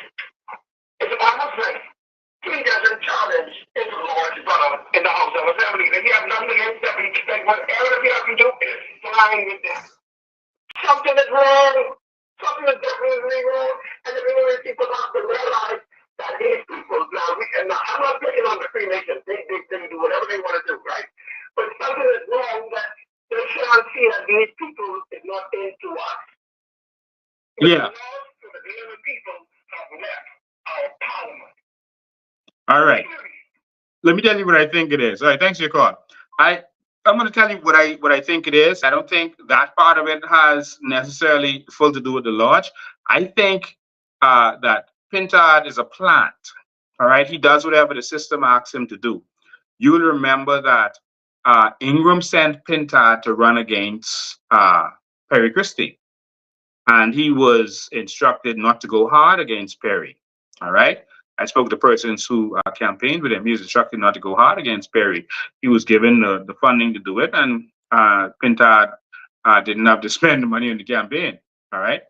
But he was told not to go hard. He went there to lose. Then he was sent to go against Philip Brave Davis. All right. He was sent to go against Philip Brave Davis, and he didn't go hard against Philip Brave Davis, and he lost against Philip Brave Davis. And now, Ingram and them and Philip Brave Davis and Perry, they won. And so now it's like Brave Davis is prime minister, so we can send Pintard to run against him to not win. All right. And so either, we still control him, but if we don't win, then Brave is there and we get to continue anyway. And so, there's a mix-up plot where they're covering any option that could happen, but he's always sent to go against Perry and Brave. And now here he is going against Brave. And so open your eyes. All right. That's really what's going on. All right. So I got to tune off. And I got 8 minutes. All right. And then I'm gone. I just want to say this last thing. I said this while we were down. I didn't realize that we were down. I was still talking. But I got to say this now. There are some people out there saying that they want to fight for the natural resources and carbon credits, etc. And so, but they're saying they don't want this to be political. But what's curious is that they don't seem to understand the meaning of the word political. The word politics comes from the word polis, which means the people. And so politics means the affairs of the people. All right? The affairs of the people. And so that's what politics means. So it's not a bad word. And so the problem I have with what they are saying and preaching to people, a lot of them are my supporters, they're preaching this to, and people are falling for that, is that they're saying that they don't want to make this political, but they're putting together a document, and they're going to take this document and they're going to give it to Parliament to pass in Parliament. You're going to be political or not political is the question. So you don't want to make it political, but you're going to create a document, all right, a sovereign wealth fund that you're going to present to Parliament. So you're going to pray and hope that they give you a sovereign wealth fund. Listen, they did that before. When the union leaders put together, did some research on our Aragonite, and they presented to Perry Christie, and they demanded that he do something, because these were union leaders. They have influence. That he do something. He created the Sovereign Wealth Fund in 2014. But they never did anything with it. Just like the Freedom of Information Act, you notice that they still haven't done anything with the Freedom of Information Act. All right? They keep kicking the can down the road, but they initiated the Sovereign Wealth Fund. They passed it in the House of Assembly. And then what happened? 10 years later, Brave Davis came and canceled it and made it so that they have a fund that they could steal from with PPPs. So to say that you don't want to make it political makes no sense. It's causing me to think differently, that you don't really want the result. I'm concerned about that. I'm saying this to all of my brothers and sisters, the people who follow the things that I've been saying, I've been pushing. Every law, every area of society goes through politics. You can't say don't make education political when they have the Minister of Education who can make regulations as relates to it. They made every area of our system go through politics. Every area. The carbon credits, so they're holding on. Who's holding that? The Prime Minister. It goes through politics. So you're in a group that's telling you they want to fight for our natural resources or our carbon credits, but they don't want it to involve politics, but they're going to go to the politicians and beg them to do what's right. That doesn't sound right to me. That doesn't sound right. So you can make your decision on that, but it doesn't make sense. If you are in a group or organization that is fighting for something that other organizations are fighting for, but they don't want to work with them other organizations, I want you to open your eyes. Open your eyes. That's all I have to say about that. But I want you to understand that everything is political in this country. Fred Mitchell did a voice note recently the other day. I should have brought it to play it. And he said, the only thing that matters is power. He said, the only reality is power. In other words, the only thing that matters is power. And that's what the PLP is fighting for. It's what he said. He said it in a voice note. And what does he mean? Y'all could campaign as much as y'all want. Y'all could be active as much as y'all want. The politicians determine what is done. And the only thing that they're afraid of is political influence, what affects them politically. All right? And so we have to wake up. Remember these words that I'm saying to you. All right? There's no activists that have not reached out to work with them. I have one group, and I asked them to work with them. I told them I'll be willing to work, et cetera, et cetera. They said they don't work with me. They didn't put me in their group. But when they thought me and Maria had issues, they took Maria and put her in the group because they thought Maria had issues with me. That's what they thought. And so they put her in the group, which means that, hold on, is this group really about what you say, or is this an anti? And I saw the person attack me on a radio show. But listen, I say all that to say, ladies and gentlemen, listen to me very carefully. If we are going to change this country, we have to take the reins of the political power in this country and do what's right. The time for begging politicians is over. You understand that?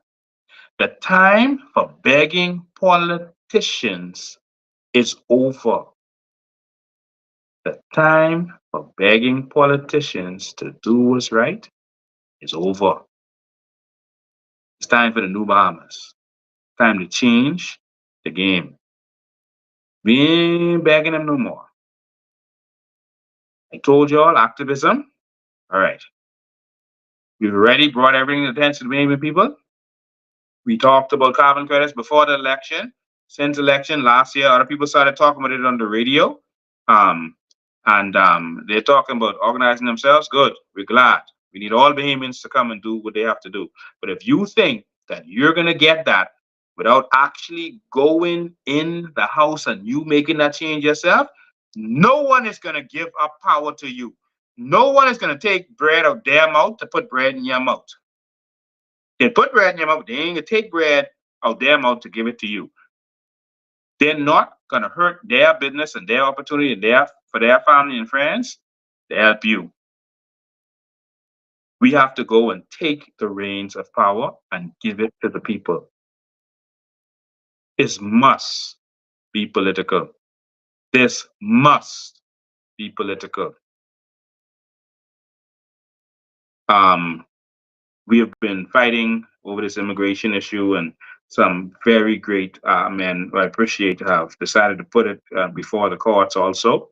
I appreciate that. We've assisted them with that. We've helped that. And they brought up some controversy with it the other day, saying that there was some disagreement. But I want you to understand, there's no disagreement. But I want you to understand, when you go to the courts and beg the courts can make any decision they want, you know. You don't have to go by the law. There's something called a policy decision. If they feel that it's going to disenfranchise too much people, they could make up whatever they want to make up in order to do what they want. But this is what happens. They're going to drag it before the courts. They're going to drag their foot. Do you know how long court cases take? Remember I said this to you.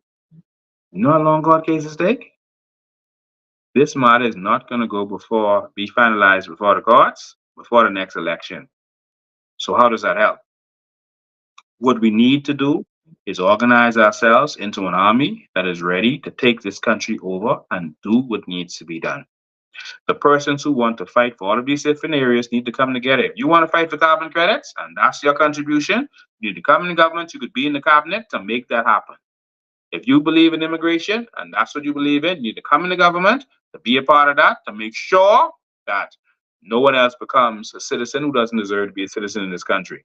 All right? Come be a part of it. Let's stop being divided, because that is how the PLP and FNM win. Don't mind them divided now, you know. They know when to come together at the last minute. Don't mind the FNM fighting. They can come together when time is right, and that's why they win. And the third parties never do, because all these different factions, everyone won't be the man. All right? And that's what divides you. I'm calling on all like-minded Bahamians to come together. It's time to come together now. If you see me calling for these people to come together, but they are holding their own agenda, think twice. Activism in this country is a big money business. There are a lot of activists who are in it for different reasons. I'm not saying that about anyone who exists now. I'm just telling you how the system normally works. You would see a person like, and I'll call names, Adrian Francis, was out there campaigning against immigration, against immigrants, and against Haitians, campaigning, had people on protest, while he had a company that was benefiting from getting them Haitians straight.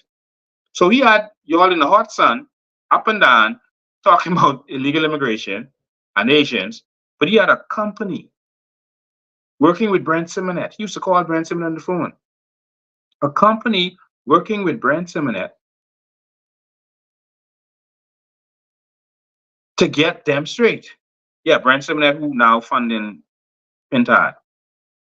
And so activists try to be the man so that they could get that envelope to speak out on certain things. And this is why some activists don't get along, because all of them won't be the man. This is the reality of what happens in this country. I want you all to wake up. I call Adrian name. Tell him refute that. And that's just an example of what some of these people do. These people form third parties for certain reasons. All right? I want you all to wake up, because this is the weapon that they are going to use.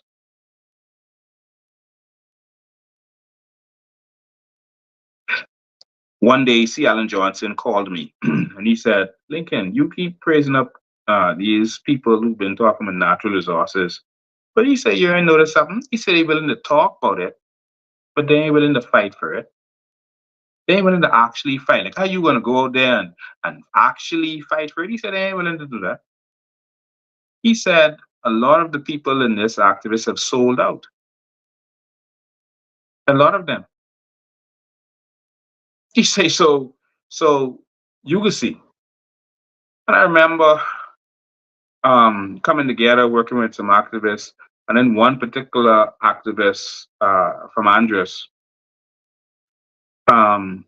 we were deciding to work together to fight for the natural resources. And then he called me and said, listen, Lincoln, he said, I'm willing to talk about the natural resources or whatever, but in terms of y'all going out there to protest and be on the street, he said, no, don't put my name on it. And I can't go there and fight for it. Like, I ain't gonna show up.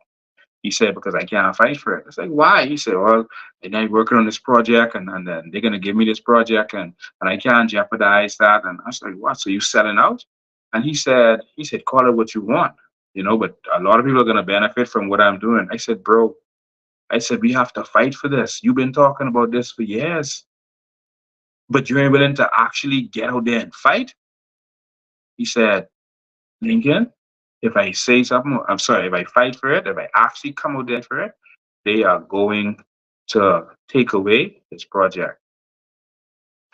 Well, the truth is, he actually still never got the project. And this is the reality of activism in this country. And so we have to, as a people, decide to move with the persons who are strong and the persons who are united.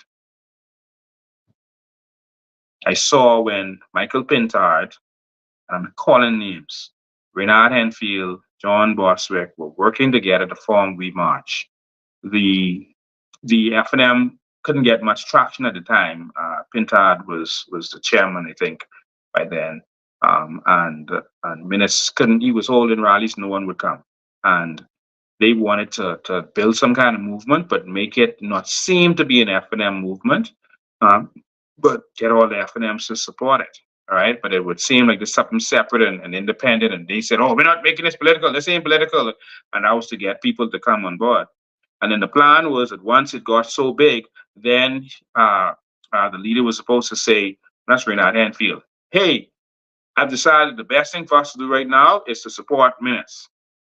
And so that is what they did. That's why I never went to any of the WeMarch, because I knew what they were doing. All right. And that was the plan. And so Pintard and those hatched that scheme in order to deceive the Bahamian people. He didn't turn into an F&M. That was the plan from the beginning. All right. And I'm saying this, and they can refute it. It's not the first time I've said it. Tell Pintard refute what I'm saying, or Renard Enfield. That was planned from the beginning. All right. And Renard Enfield benefited from this whole arrangement. All right. He benefited. And so we have to be serious.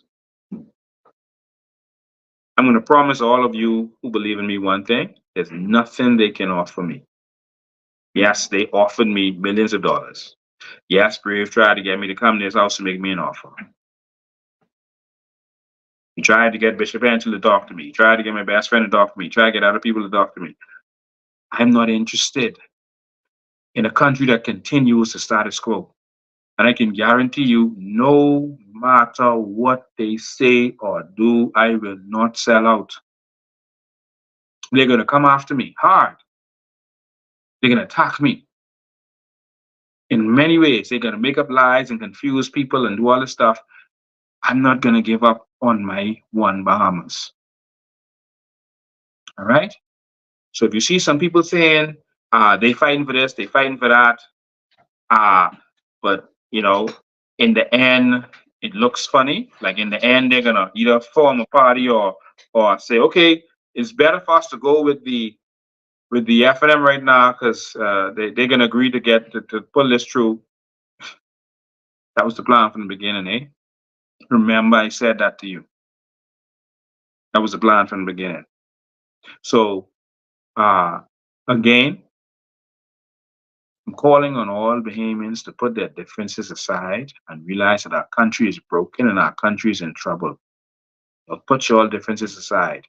Come together, work together, and take this country from the PLP and F&M. The only problem this country has is corruption. So if you think you go into the corrupt person to tell him to do what's right, come on. That's like going to the robber and telling the robber, I'm writing this letter, and this means you're going to have to give me my money back. You have to stop robbing banks. That's what he does. I'm going to write this letter to the drug dealer and tell the drug dealer, stop. The politicians have been raping and robbing us and not giving us anything back. And they've been celebrating nothing.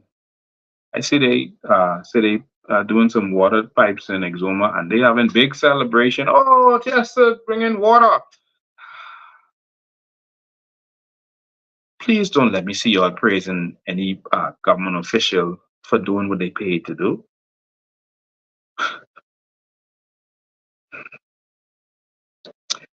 Keep them starved, poor, broke, uneducated, so they'll appreciate every little thing you do. And they'll say, oh, see, well, a lot of people didn't do it.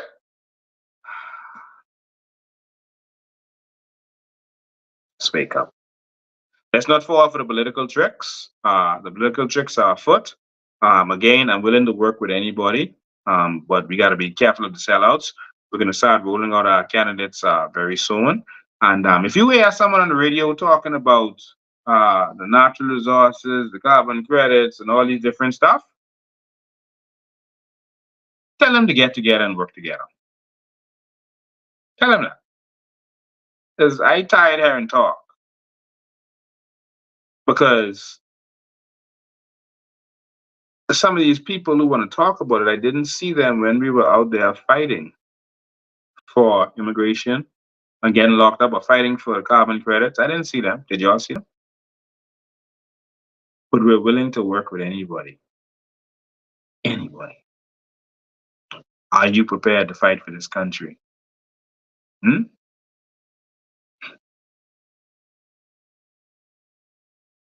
Are you willing? All right. So, yeah, someone says implementing water is their job. From the time I was listening to President Lincoln, no one's answering him back. I'm saying they can't. I don't say nothing unless it's the truth and it's a proven fact. All right. Let's have investigated. Let's stand up and let's fight. All right. So we went a little over today. This one was extra long. There's a lot of talking today. But I think we got to talk a little bit about vision and what's really going on. And let's stand up and let's fight. If you're in a group, I'm going to say this. If you're in a group and you're in a group and that group doesn't want to work with other persons in order to get this done, leave that group. You're wasting time. If they're not willing to go and stand up, if they gotta wait on 20,000, 10,000 people before they're willing to stand up, they ain't serious. You need eagles who willing to soar, even if they gotta soar alone. You need lions who willing to go out there and get it done. All right, it's time for us to fight for this. And all I'm asking for is for us to organize ourselves as a strong political movement ready to take this country and give the carbon credits to the people. Give our sovereign wealth fund to the people. We're not going to depend on them. So suppose Brave say, okay, we're going to do the sovereign wealth fund again. And then it drags on again. Oh, but we had 10,000 people on the square. Okay. So now what? Let's say you get 10,000 people on the square. The government, 10,000 people on the square. You shut down the government, or you ask the government to do what's right. Then what? Who governs? Don't you still have to put a political movement together of people who are prepared to do what's right? Think about that. If you get 10,000 people to say, okay, we go in the fight for natural gas, we're going to fight for carbon credits, you go in the square, then what? Someone answer that for me, please. Someone go in the groups where persons feel that and ask them before you leave the group. Then what? So you remove the PLP and put in the F&M? Who done tell you they ain't letting no one benefit from no carbon credit? You think Brent Simonet and Hollow West Coast and Moscow's them can let you benefit from the natural resources? Then what? Someone please go in that group, ask them that, screenshot it to me. The most important thing right now is to organize ourselves. Join our organization. If you're watching this, if you're not a part of our organization, help fund this organization. We're going to make this happen. All right? We're going to make this happen. Someone says, I did ask that question. Oh, the response was disappointing. What was the response? What was the response? Before we go. What was the response? The response is, we can't make it political. So who is going to give you your carbon credits if it's not a politician?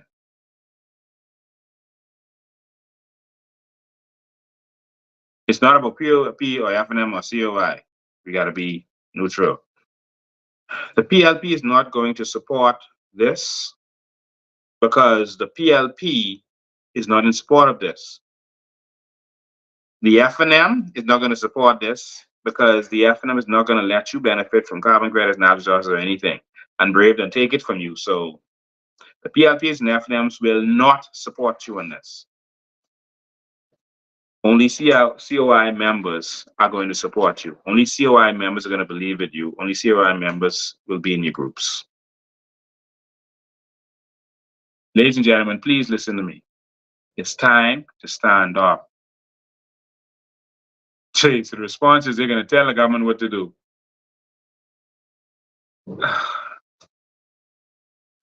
How about you become the government and then do what you're supposed to do? How about that? If Pinland and them kept telling the UBP what they should do, we would have still been unable to go on Bay Street after dark. Y'all better wake up. We have to take the reins. This generation is a lion generation. The old lion can't walk away from the pride. We got to have the courage and the stamina to fight the old lion. And sometimes the young lion got to fight the old lion and get beat up until he gets strong, you know. Learn how to fight. Take some licking, take some blows. Toughen up, man. Toughen up. You got to lose some matches before you win some matches. Toughen up. Don't be scared. And that business is attacked. And that business is burned down. And that business is shut down. Because I speak out and stand up. Nothing they could do with me. Nothing. Nothing. And so I just wanted to end with that. Let's organize ourselves. Join the COI if you've not joined the COI. And so while people are going to be out there talking and saying, you know, if we get 10,000 people to sign a petition to take to the government, then we'll do something. Listen, man, we don't have time for that. Yo, let's organize and get ready to take this government, all right? Let's do what we have to do. That's it. All right, so your option is Pintard, Minas, Brave, or the New Bahamas. It's simple as that. It's simple as that. Pintard and show you what he's about. Minister of Agriculture, worse ever. Continue to destroy us as a people. Minister of Youth, Sports and Culture, worse ever. Destroyed us as a people. They stopped some of the events that we were having. All right, not because of COVID. COVID wasn't until later, 2020. All right. Nothing, no ingenuity, nothing. But somehow he's going to be better. And the argument that Pintard is the next generation is garbage. Pintard will be 62 at the next general election if it goes full term. 62. 62. At the next general election, I will still be in my 40s. All right? So let's become the change that we want to see. God bless you. I love you. I'm going to go get some ice cream now. My one bad habit. I don't drink, I don't smoke, I don't do drugs, but ice cream is my thing. All right? So God bless all of you. We're going to continue this fight. Next week, Sunday, let's have the talk about vision. Invite all your trolls. Invite your family members who don't believe. Tell them if they have questions, come now. If you see them running on in WhatsApp, tell them, don't run on WhatsApp. Come on the live. Call in live and expose us for the if we selling dreams. Tell them come on the live and expose it right then, where they don't have time to get instructions from Fred Mitchell or they don't have time to Google. Tell them come live and talk live. All right. So God bless you. We love you, and we're going to. I'm sorry, my finger's in front here, but we're going to continue this fight and see you next.